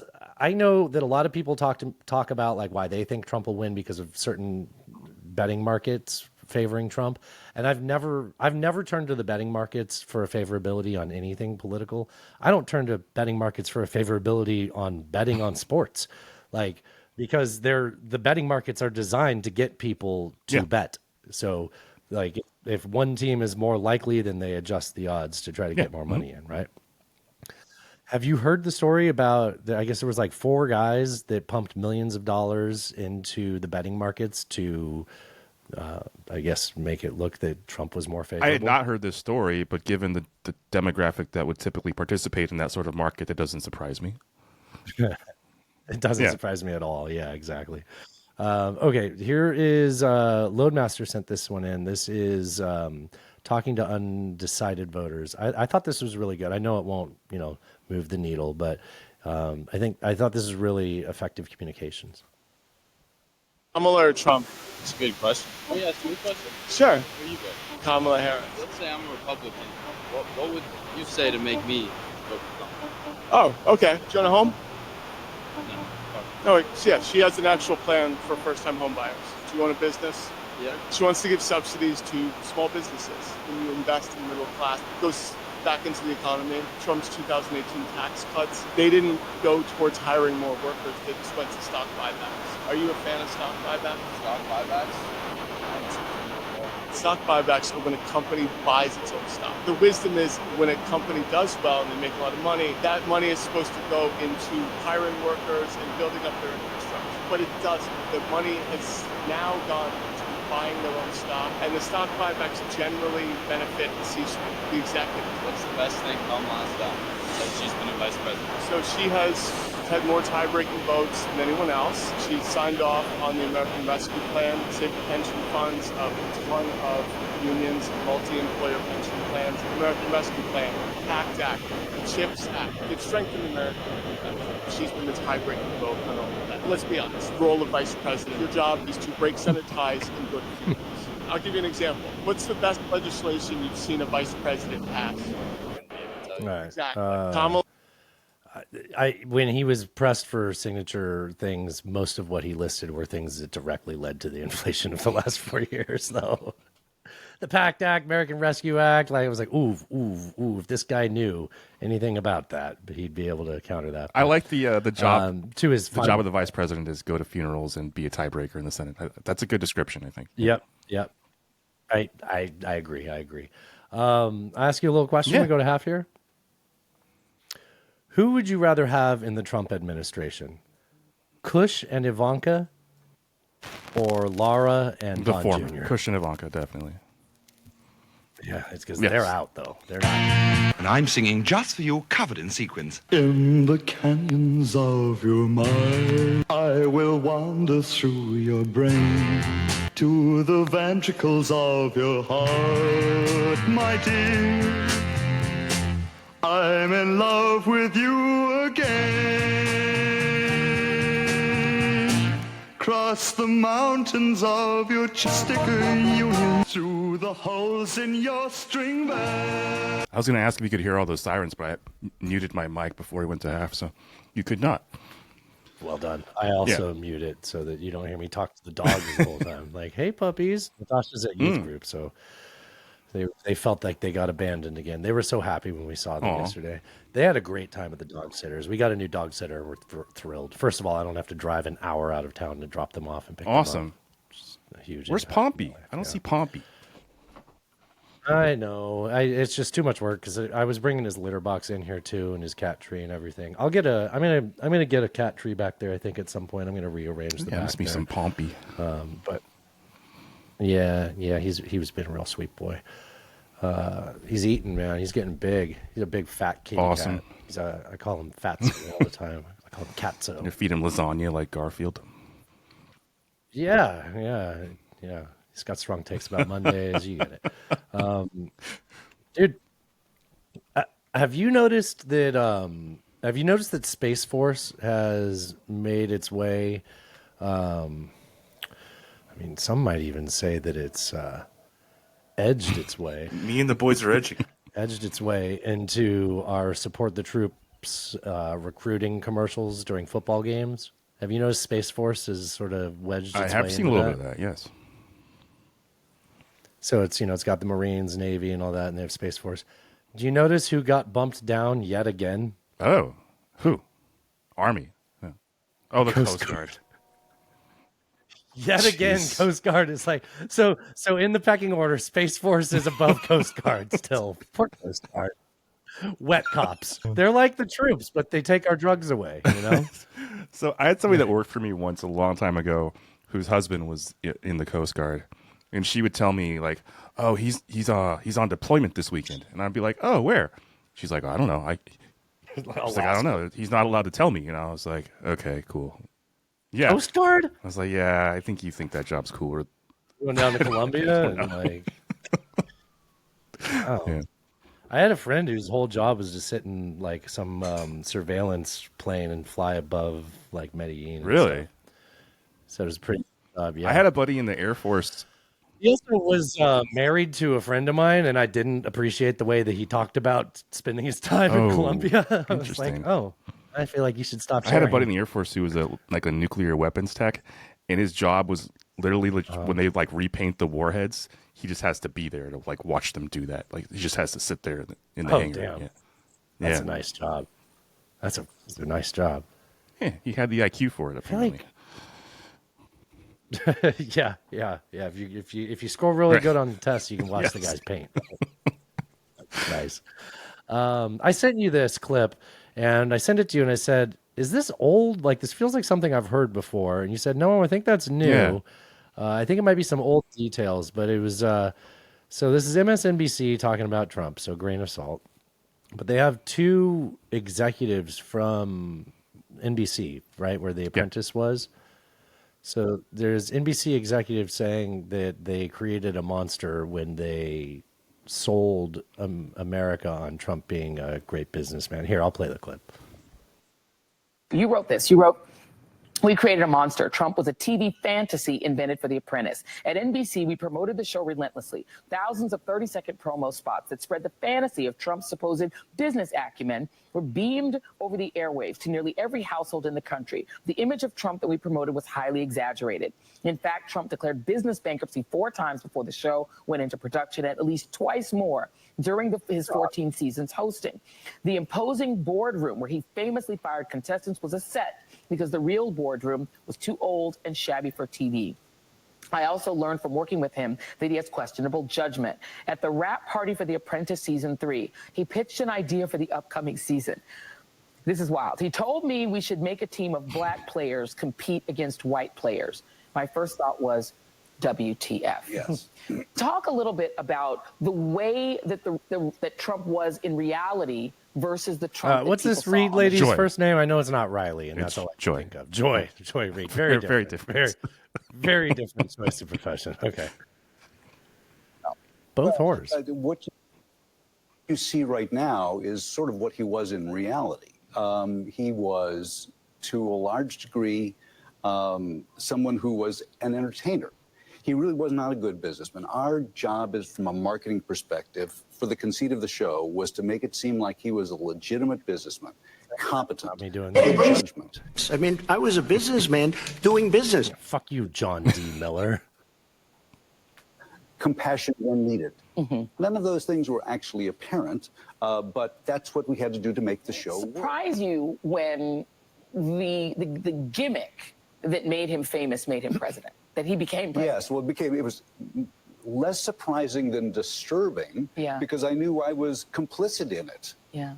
And that was difficult to do. And the reason that I'm coming forward now, first, I was executive for a long time, and I really couldn't speak up at that point. I retired a couple of years ago, and I said, well, a few weeks ago, I said, well, what can I do? And I said, I have to tell this story, because I hope it's not too late, but I helped pull the wool over America's eyes towards a guy that should not be president, should never be president, and should be fired from the Nice, whole nice thing. way to wish you fired. That's more of a. Isn't that Yeah, something? so I said it. I knew about the boardroom thing. I didn't recall hearing about the pitching the black versus white contestants thing.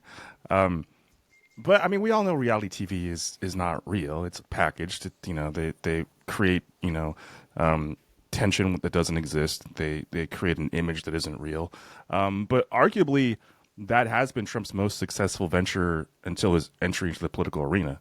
I mean, far more successful than he was in any other ventures that he attempted. And that guy was part of it. And so now he regrets being the guy that packaged it and sold it to the American public. I don't know. That was your job and you were good at it. I don't know. Yeah, it feels kind of opportunistic for him to be saying it now. Like that. Yeah. Let me turn your volume up. Sorry. I had to turn it down for that clip.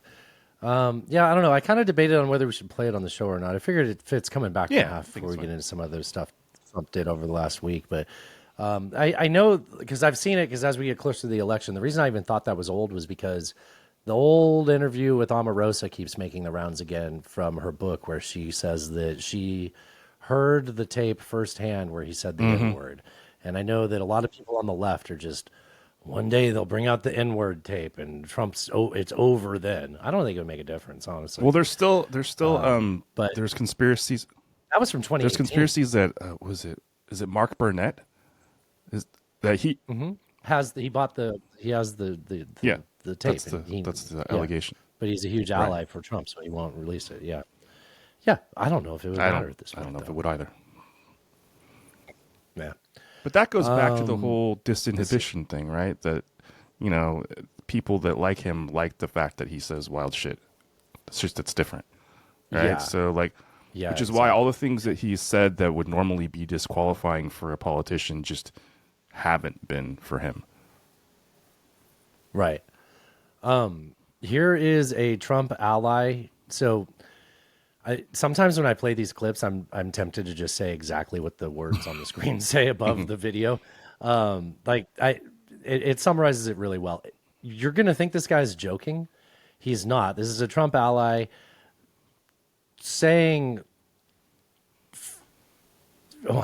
just here. Okay. Who's a political strategist, a spokesperson for Republicans overseas in the UK. Errol, if Harris wins in November, Kamala Harris wins, which a lot of polls show she may be on course to, we know Trump won't respect the result. He's told us he won't. Do you expect him to incite another insurrection? He would concede the election the same way he conceded the election. It sounds like he's being sarcastic. If he hadn't conceded the election, if he hadn't conceded the election and he had actually played those cards to the end, he'd be in prison right now. You realize he's never conceded the election.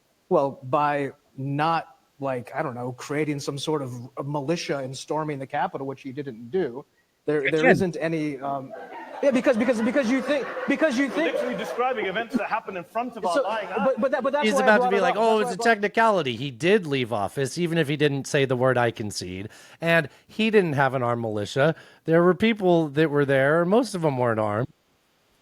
Because if it was a militia, they would have had guns. It was a They bunch did of have guns. No, Multiple no, people. no, no, no. No, I'm Multiple sorry. people on January the 6th have been convicted on gun A very charges. Errol. You few, should- very few people, but the majority of people were people there without weapons. Let's- were let's- on both let's- sides. let's bring They in Reed- certainly let's were bring in fine Reed people there, Galen. Jason. I think who it's is the fine. They're co-founder of going the to take it to a Lincoln Project, guys. So I don't need to hear any more of it. How amazing Yeah, was that was pretty great. I feel like that's got to be a Republican talking point at this point, because Vance said something very, very similar in response to that question. I agree. It was just like what Vance Yep, said in yep, the almost debate, right? exactly the same. Yeah, yeah. And it's like you don't get to like say with technicality that they didn't do this, like, and don't say it just such a bold statement of something that you have to like walk back to make it the reasonable way you mean it, like you're going for shock value. You should be able to hit shock value and then win someone over. It's like you're not winning anybody over that he conceded and that there wasn't a mob. Like that happened. Like, yeah. So speaking of Trump and all those racial comments, this one got completely swept under the rug, just got forgotten about. But here he said this. These are real words. Spoil it all by saying something stupid like, Would you rather have the black president or the white president who got 1.7 billion off the price? What? Yeah. He said, would you rather have a black or a white? But the white also saved you money, though. So just, I don't know why I'm bringing up race then in that because like if the modifier on that works is, it's really about the guy that saved you the money. But would you rather have the black president or the white one that saved you money? So totally about the money. Jesus Christ. It would be, would you rather have the president that saved you $1.7 billion or the president who didn't? That would be the way to. I would think that's how I would word that. Yes. But his lack of inhibitions got him there Jesus first. Christ. Yes. So I've got a 3-pack, so I don't have to play 3 separate clips. So these are at one point over the weekend, he did an impression of like talking to one of his voters' wives, saying like, Jill, go get your husband off the couch, and he calls him a fat pig in his like storytelling. Of course he does. So you could say that he's calling his voter base fat pigs, and they love it. Call me a fat pig, daddy. And then it's been a while actually. He also said Kamala, he called her a shit vice president, which is funny by itself. But here I have it in all 3 clips, those 2, and let's not forget Arnold Palmer's dick. We can't stand you. You're a shit vice president. The worst. You're the worst vice president. Kamala, I bet he you're was tempted to say, fired. you're even worse than Mike Pence. Get the hell out of here. You're fired. Get out of here. And I refuse to say it, but when he took showers with the other pros, they came out of there, they said, Arnold oh my Palmer. God. That's unbelievable. I had to say it. We have women that are highly sophisticated At here. the beginning of that clip that I didn't include, he goes, and I love women, and then he waits while the applause comes from the crowd. Like everyone there's like, yeah, we're straight men. Like, and I love women. But let's talk about Arnold Palmer's dick. Good times. Let's come back to that later. Let's put a finger on Arnold Palmer's dick, and we'll come back to it. Jill, get your fat husband off the couch. Get that fat pig off the couch. Tell him to go and vote for Trump. He's going to save All our right, there we go. country. We got all 3 of them in Nicely there. One tight little package.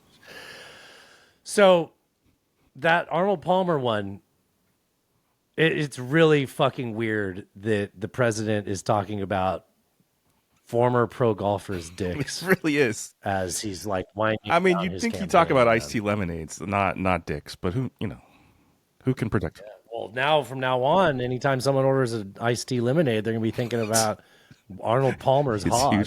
His huge schlong. Is it his driver or his putter? That's a. He said schlong. I got a clip here. He said schlong. I'm going to play this right now because you said schlong. he was on. I don't care for it, but he was on that Dan Bongino guy's show, and he said this. Interesting. I was so amazed that Harvey Weinstein got schlonged. It was a throwaway, so it was more appropriate now than anywhere else, right? I don't even know what that means. So yeah, Arnold Palmer's schlong is a presidential campaign topic. Like I want to fucking dwell on that, dude. Like I want you to tell me why on earth that's happening. Don't just be like, wow, it's amazing. I don't understand. Like, how is that fucking happening? So we have sharks and electric boats. We have Hannibal Lecter, and we have Arnold Palmer's schlong. And there's some sort of Venn diagram where all of those fit together. Well, I think the Hannibal Lecter one is because I think we found it out here, right? Wasn't it because they're talking about like the murderers that are coming into the country and like murderers such as the late great Hannibal Lecter? Yes, I think that was right. Yeah, that's the tangent for that. The Sharks is about electric batteries, boats. and he asks a very good question that nobody's ever asked before about electric boats and batteries. Yes, and Arnold Palmer is because he was doing that speech in Latrobe, Pennsylvania. And I guess Arnold Palmer was from Latrobe, Pennsylvania, and he was somehow synonymous with that. I have a theory. I think the entire reason he's talking about Arnold Palmer's dick in that town is that he knows he's losing ground with white women. And I think he's thinking, most of the people that vote for me in this part of the country are older people, older women. There's a good Arnold Palmer, the reason we know about Arnold Palmer's hog, not from Trump telling us that, is because he was a known philanderer. Like he was like a known, cocksmith.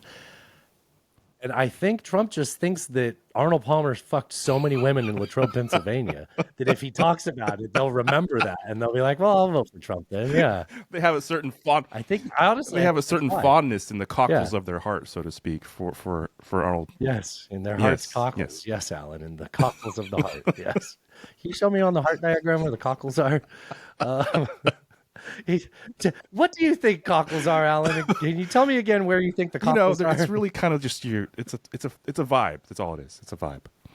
It's a vibe. Okay. I don't think you want your heart to be vibing. I think it should be pumping steady. Oh, that's what she said. Anyway, I think my answer to my question for you is that this is what happens when this is the stuff that happens on a campaign when Laura Trump and Don Jr. are the bumpers for your lane. Like there are no people around to talk him out of these bad ideas. And it gets to the point that, when its speech the speeches go on longer because there's no, handlers to wrap things up. Yeah. And they're more rambling and deranged. I don't think he's crazier. I don't either. I think there's less bumpers for sure. Yeah. There was that article in the New York Times where they talked about all the different, comparing his speeches in 2016 versus 2024. Right. I've thought about that. That's kind of what I'm saying. Like, I don't know that he's crazier. I mean, we watched with Joe Biden how quickly that you can deteriorate. Joe Biden now is not the same person as Joe Biden. No, what we're seeing now just appears to be Trump without the bumpers, like you're saying. And we know, the narcissistic personality just loves a crowd, loves hearing the sound of their own voice. And so if nobody's going to tell him no or say, hey, red light, he's just going to keep going. And, especially if the crowd's eating out of his hand, which often they are. Yeah, which they do. Yeah. Yeah. I mean, they stuck around while he played YMCA and Ave Maria. Did you see at that Pennsylvania, that Latrobe, Pennsylvania rally, he had Antonio Brown on stage? You want to remind the listeners who Antonio Brown is? Famous wide receiver? Yep, famous wide receiver who got he was kicked off of teams and got into fights with management. He had a very famous fight over the fact that they changed the helmets to make them more safe, and he wanted the old one, and he attempted to repaint an old one and sneak it through the practice facility. And this was a huge kerfluffle in the league. I don't remember that at all. And then the way he finally, dude, do you remember how he stopped playing football? Well, tell that. Do you remember the last time he played football? He took off his jersey in the middle of a game and waved to the crowd and ran up the tunnel. Yeah. Yeah. Oh shit, I forgot entirely about that. So not crazy person at all. Antonio Brown shows up at a Trump rally. But before I get too deep in my speech, I want to say, I know the media is going to call me crazy, me and Trump crazy for having me speaking here, but I want to make this clear. We are not. Oh, got They him. are. Fucking Wow. got him. Wow. You know, I think J.D. Vance is It's a weird. hell of an argument, man. Oh, you're weird. He's Yeah, got that him was there, though. I you know mean, shit. spot on. Sick burn, Antonio Brown. I don't have any Super Bowl wins though, so I guess I Yeah, should there's shut the that. fuck up. I did tell you we were going to play this, so I have to play it. This is Donald Trump claiming famous inventor Donald Trump, scientist. You know, I'm a bit of a scientist myself. Or Right, IVF. let's get the question because I believe that's what this is about. Oh, I want to talk about IVF. I'm the father. You don't I'm the hear that father every of day. I'm the father of IVF, so I want to hear this question. Good God. I don't even want to get this nitpicky because everybody knows he's not, but just for my own sake, allow me. IVF's existed for decades. It has two major issues with IVF. One is the cost. The second is the MAGA agenda, specifically Roe versus Wade being overturned. I mean, I feel like on a scale of Al Gore invented the internet to I'm the father of IVF, this is like a whole other skyscraper away. I don't know. Yes. Yeah. This is like how the Sears Tower has Yes. those layers. Like those are all like, oh, you think you're at the top, but we've got Yeah. these spires Keeps coming going. off the top. It's this. Yeah. So do you remember, so from one bad surrogate, Antonio Brown to, I would say another, remember a week or so ago when Trump was saying, if you want, he was in Detroit and told people in Detroit that if Kamala wins, the rest of the country is going to look like Detroit. And I got remember really that. fucking heated. Yeah. And then that was like out of the news. Apparently nobody like latched onto that because nobody gives a fuck about Detroit. Well, Kamala Harris did a campaign stop in Detroit and she brought out Lizzo. Speaking of someone who has zero controversy around them, America's Lizzo, who sexually assaulted her like backup dancers with yeah, bananas yeah, and things like yeah. that. We remember that. It's okay though because she's fat, so we love her. I'm so proud to be from this city. You know, they say if Kamala wins, then the whole country will be like Detroit. Okay? Proud like Detroit. Resilient like Detroit. When was that? I'm so proud. As a habit, I don't. That was Okay, because in my 3 hours of cable news viewing today, they were talking about her was on Friday. doing another campaign stop in Detroit with Eminem. Lizzo. Yeah. What? Oh, I need that. Well, We'll do that I for the think hidden it track. hadn't. It was happening like tonight. So yeah. Oh, Yeah. sick. Okay, well, great. That'll be in the hidden track. Looking forward to that. We're in best of the left now. We're picking on the left here. We're about to land the plane, Alan. We're doing Nice. fine on time. This is. All right, let me start it again. This is Kamala Harris saying something I don't think is going to be. When you think about like mail-in voting and early voting, you think about like at least Republicans have put the idea out there that it's open for fraud and abuse, right? Especially Yeah, mail-in although voting. I did see a headline today was saying that actually there has been a pretty large Republican early voting turnout, regardless of that. Yeah. Yeah. Oh, well, I mean, I could tell you that from my text message I get on my work phone. Some woman named Diana that had this phone. Oh, phone me you've talked about that before. Yeah. that, yeah, it's just nonstop telling me to go out and vote early, vote by mail or vote early. So I'm not surprised that campaign's working. I think that Democrat returns are looking good in terms of how In that swing comes states in, but it's not- specifically, you I can't think, measure yeah. this stuff. Yeah, we'll see. Anyways, I don't think that this was a good message to go with. So look, if Jimmy Carter can vote early, you can too. If that And old for the viewers, you can if that see- old peanut farmer can get his ass to vote early, surely you can.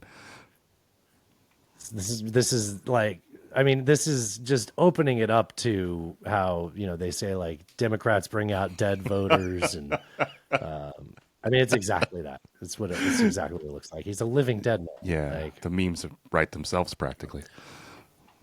They do. Oh my God, that picture of him is so horrible, dude. Like just laying in that hospice bed, being carried around, just mouth stuck perpetually open. Yeah. Like He looks like that guy they found in Seven after like days of living in that room. So I sent you this and I said, no way this is true. They can't be doing this again to California. Part of the reason I moved was the gas tax was out of control there. So I was in California over the weekend and I think I saw gas for like $4.65. Was that cheap? No, I paid like $4.29, but that's the cheapest. That's cheap. Yeah, that's cheap. $4.29 is inexpensive. Okay. Fucking blow my brains out, dude. It's like $2.60 here, and that's a lot. It might be $2.35 right now, actually. So Felina's Josh sent this in. I thought, there's no way. They can't be doing this again. And then I sent it to Alan, and he said, no, it looks like it's true. So you've dug into this a little bit. Let me play this clip, and we can talk about it more. They're going to increase the gas tax again by 65 cents, and it could be more. But will you direct Just ask CARB? the Coastal Commission. Will you direct CARB then to provide an estimate before that vote? I think it's important to be, I think you heard exactly what I said. I'll repeat it. I think it's important to be transparent. Gavin Newsom is a dictator, but he's certainly not a benevolent dictator. So the California Air Resources Board, they regulate the carbon emissions as far as the gasoline that's made here in the state goes. And they're going to vote on a new set of emission standards that, according to their initial estimate, would increase the gas prices by 47 cents a gallon on average. And the new estimate is that it will actually increase the gas prices by 65 cents a gallon. This is insane. And they're going to vote on this proposal only 3 days after the election. Gee, I wonder why they're choosing to wait until after the election, because they don't want Kamala Harris's popularity to decline when the California gas prices spiral out of control. That's a good commentary on him. I can hear you on the rest of this. They did something like this before. I know that because when I lived there, should I say my thoughts on that? Do you want to talk about this one first? Okay, so California already has different gas than most of the rest of the country. I think there's a couple other states like. Yep, they refine it. Well, I think Oregon and maybe Washington. There's a few states that do the same thing, sort of a conglomerate that does that. We require the fuel to be refined in a certain way, which has less impact on the environment. So just to clarify, he says tax. Sure, makes it great. He says tax. It's not a tax. What they're saying is that they want to require something similar. So another different version of fuel that we put in our cars that will be specific to these few states. And what they're saying is that requiring that will the cost of doing that by refineries is going to raise the price of gas by that amount. Now, I couldn't. You're right. I'm thinking of a different thing. Some like 8-10 years ago, they passed some legislation that was it added like 20 cents to the gas tax, something like that. Maybe more than 20 cents to the gas tax. And they promised, they're like, this is going to go to Caltrans, this is going to go to the roads, this is going to go to all the things that we want it for. And then CHP, it was written in a way where CHP got to get that money first. And CHP has spent most of the money on empty facilities saying, oh, we're going to expand, so we need this building for, when we're ready for that. And then whatever's left, they trickle down into Caltrans, and they basically hadn't seen an increase in their budget. So that was what I was getting confused about the taxes. And again, it's just poor oversight and failures of bureaucracy. So this is different. This is an increase in the cost to refine potentially. The gas. Now, I feel like I messaged you this. I feel like there is some big oil trying to spin this story in a way here, but I wasn't able to entirely run that down before we started recording. But so just to be clear, it is not a tax because this California Air Regulations Board doesn't have the authority to levy taxes. No, but they can pass a law that forces businesses to have a higher operating expense, and that has happened already here because we already have different gas in the rest of the country, and so that has increased the cost of gas in California. Right, like the bullshit taxes I complain about are separate from the expensive cost for gas. That isn't so. You have a two-pronged stick going up your tailpipes. Now, I was not able to confirm or deny that number, the 47 or 65 cents a gallon. That would be massive. It's not free. Sure. It's not going to be free. That would be massive, and I think whoever was the governor at the time that passed would probably be recalled, even in California. So I have a hard time thinking it would be that much of an increase, but I don't know at this point. So is CARB's going to be the one that votes on it, right? Yeah, the California Air Regulations Board. You there? All right. I am, but I don't know why. Yeah, I'm here. Are you there? Yeah. Do you see me Yeah, now? so the California Air Okay. Regulations Board, I think it's a 5-member panel, and they're going to vote on this potential new regulation, as he said, a few days after the November election. And I did read, so I sent you an article from KTLA, which pretty much said the exact same things that he said in that video. The only thing that is sort of misleading in that video is he calls it a tax, which it's not. Okay. All right. Yeah, probably, and maybe that betrays a knowledge of everything else that's Perhaps. going on in there. It's telling my recording has stopped, but you can see me, so I'm guessing I have to refresh for this Okay. error. Yeah, bar it says to it's go still away. recording, so I think we're okay. Just go ahead and refresh. All right, we'll just keep going. Okay. I'm not going to refresh because it says it's going to leave the site. Oh, okay. See how this goes. So let me see if I can present this then. No, can't. All right. Well, let's try this, okay? I'm going to try it. And you're back. It shows a new timestamp, though. This is a very bad. What's that? The clip we used to play about being torn in half? Yeah. Yeah, I have it. I'm too pissed off, dude. Yeah. I have the cringiest thing I've seen Oh. all week. It won't be the full 2 minutes of it, so just here. This is Kamala Harris. Let me hit play.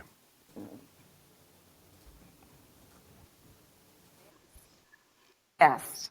The Al Smith dinner provides a rare opportunity to set aside partisanship. Sorry. Hey, what's going on? Who was that? Oh, sorry, Mary Catherine Elliott. Mary Catherine Elliott.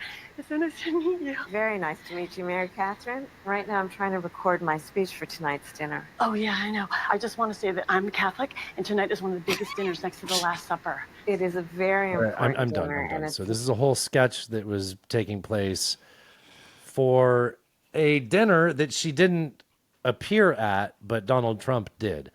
And I have more clips from that dinner. But just for the people who are only listening, that was a reference to a Saturday Night Live sketch from the late 90s where the chick would put her fingers in her armpits and then smell them. And it was never funny to me. Maybe it was funny to someone. I don't remember it at all. So she appeared via video message at this it was dinner, not in person. Yes, yes, and she did not go personally. So this was the one where Jim Gaffigan hosted. Have you seen the clips of Jim Gaffigan hosting an event No. from this weekend? Noted Catholic I'll show Jim you what Gaffigan. that sounds like. Yes. Yes. Yeah. Actually. Been referred to as the Catholic Met Gala. 22% of Americans identify as Catholic. Catholics will be a key demographic in every battleground state. I'm sorry, why is Vice President Harris not here?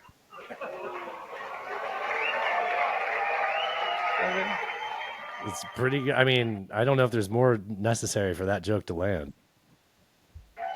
I mean, consider this. This is a room full of Catholics and Jews in New York City. This is a layup for the Democratic nominee. I mean, in her defense, I mean, she did find time to appear on The View, Howard Stern, Colbert, and the longtime staple of campaigning, the Call Her Daddy podcast. I have another clip from it that I want to share. So I have trouble set it up. taking Gaffigan seriously, but that was funny. Like those jokes. Well, I think he knows what he can get away with in terms Yeah, of humor. I it mean, he's landed. not. It landed. I mean, he's and he's not a partisan comic, and if he ever has been, I think he's been more on the Democratic I would side. agree with that. So take your fucking lumps. You know, we're here to rip on you. This one, however, shocked me because he's saying the Republican part very loudly. Yeah, this has been an interesting presidential campaign. The Democrats have been telling us Trump's reelection is a threat to democracy. In fact, they were so concerned of this threat, they staged a coup, ousted their democratically elected incumbent, and installed Kamala Harris. In other words, all her dreams have come true. Really? It really makes you consider the power of prayer, right, Kurt? Wow. It's fucked up not being there, man. I mean, Trump was there. He made some joke about like, don't feel bad if you don't have allegations. There's a lot of allegations in this room, and then they kind of looked at him. Yeah, dude. If the Trump campaign doesn't put one of those clips into a swing state ad, they deserve to lose. Oh, this one was a brief one. This was her talking about the most tragic parts of the war in Gaza. I think I might have padded. Election. Well, it is undeniable that it is something that everyone is aware of what is happening there. I speak publicly all the time about the fact that there are so many tragic stories coming from Gaza. And of course, the first in this phase of everything that has happened, the first most tragic story is October 7th. I don't think that's going to go over well with the people that are threatening to boycott in Michigan. Detroit. Probably not. Like a lead balloon, one might say. I do think what she's saying is the first chronologically, but if you just hear the soundbite, she's saying the first most tragic is, of course, October 7th. Then it's the 30,000 dead children. But, you know, it's right next to Yeah, that's probably not the Close best second. thing to say in a mic in Detroit, but yeah. Probably not. Here is Jon Stewart with Tim Waltzman on The Daily Show, and I thought this is a pretty good Jon Stewart insistence towards him. To do that, anything. Do we really the Cheney thing? Do we really have to do that? Look, it goes broader than that. Look, Bernie Sanders, Dick Cheney, Taylor Swift. No. That one. Oh, the shooting? No. Having the Cheneys on board? No. You can't Dick Cheney or Taylor Swift. No. We're a big tent. What country did Taylor Swift get us to invade? No. No, don't you think, though, that, and I do this, I believe this, there is still a core group of folks out there, you know, your point being, and not joke, that the don't tread on me, the Reagan piece of this, the libertarian piece, but the constitutional piece, there are a lot of people out there. I think Liz Cheney and Dick Cheney give permission to those folks who want to find a reason to do the right thing. I don't understand what a libertarian is.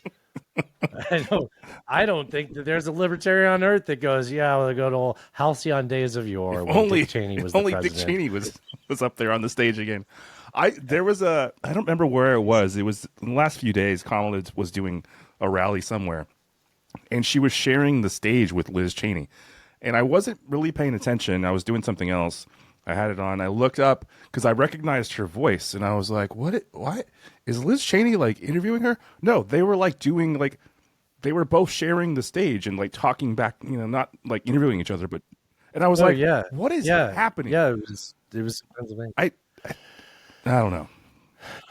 I don't think it's a good strategy. I think we complained about it here when they first started trotting them out. It was like, it doesn't bring you anyone. It doesn't. This is Liz Cheney is the Tulsi Gabbard for Democrats, right?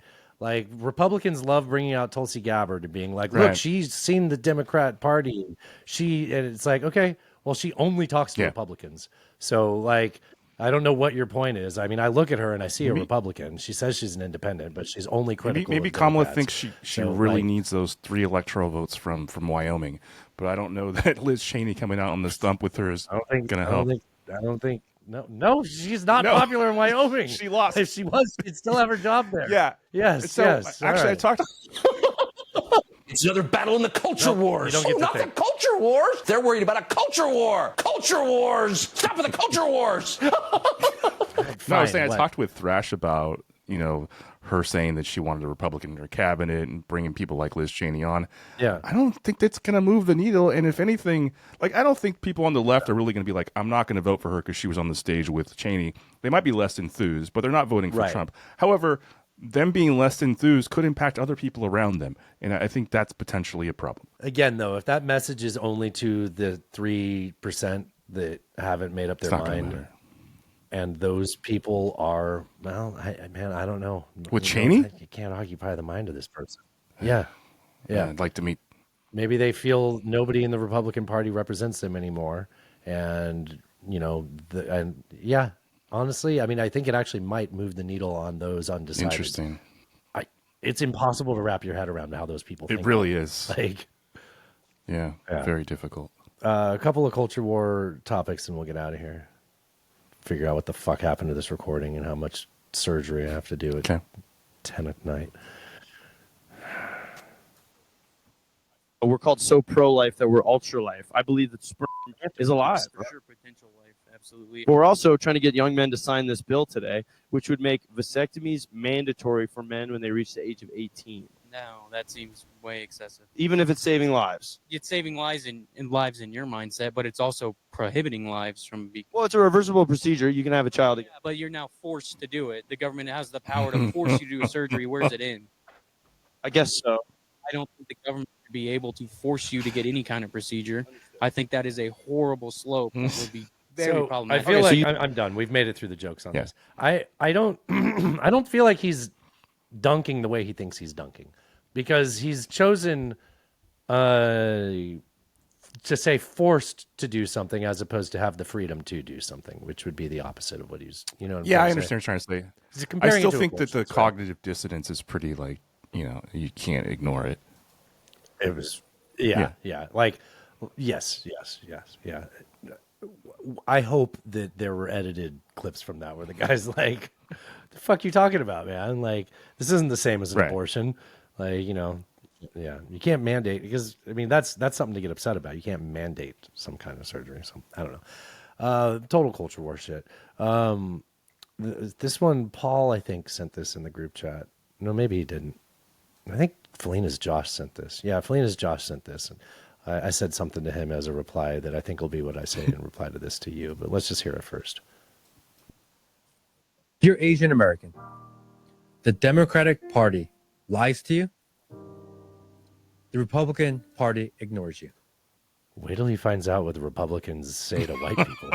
Like, they've, like, I don't, like, when he, they're all lying to everyone. Stop it with your identity. He goes on to be like, I'm an independent. I was like, well, then stop worrying about what party you're in. Like, the most liberating thing that ever happened to me was stopping having to feel like, how do I square what party I identify with's policies around my personal beliefs? And I was like, well, fuck all of that. Like, it's, and I was voting third party anyways, so it was a waste of time anyways. It was like, oh, can't I be in your secret club that never wins anything? I love being a libertarian. I hate it just as much as an independent, if not less, honestly. That's it. I'm going to land this fucking plane because it's either that or I cancel our subscription. Okay. I'm really frustrated with this recording software today. I did have a question that I thought about, and Natasha's going to hate this. She's going to hate this. So we got a little kitty cat. We always call him a little pooty tat, you know, because you do the little Tweety Bird voice, right? When Tweety Bird was saying putty tat, it's, you know, it's baby talk and speech impediment. But what is he saying? Pussycat. Right. Yeah. What if, you know, people like to do the baby talk in bed? Do they? What if there was a girl who was like, you know, stick it right in my putty. Oh yeah, come in my putty. I don't like it. I don't like it either. I'm gonna hit this button. I'll talk to you later. I love America. Y'all let me in this damn house. Oh, how about that? Come in the name of peace. LMFAO. So what in the world is this? Trump's pee-pee. Why would you say something that stupid? I come without explanations or solutions. See you next time. I'm a very sexy lady, cat turd. I will not suffer this harlot. How great! An anti-American Marxist! Ted Cruz, go fuck yourself. Read the news. China is asshole! God bless the United States. Podcasting. Cheers. Drive safe, bud.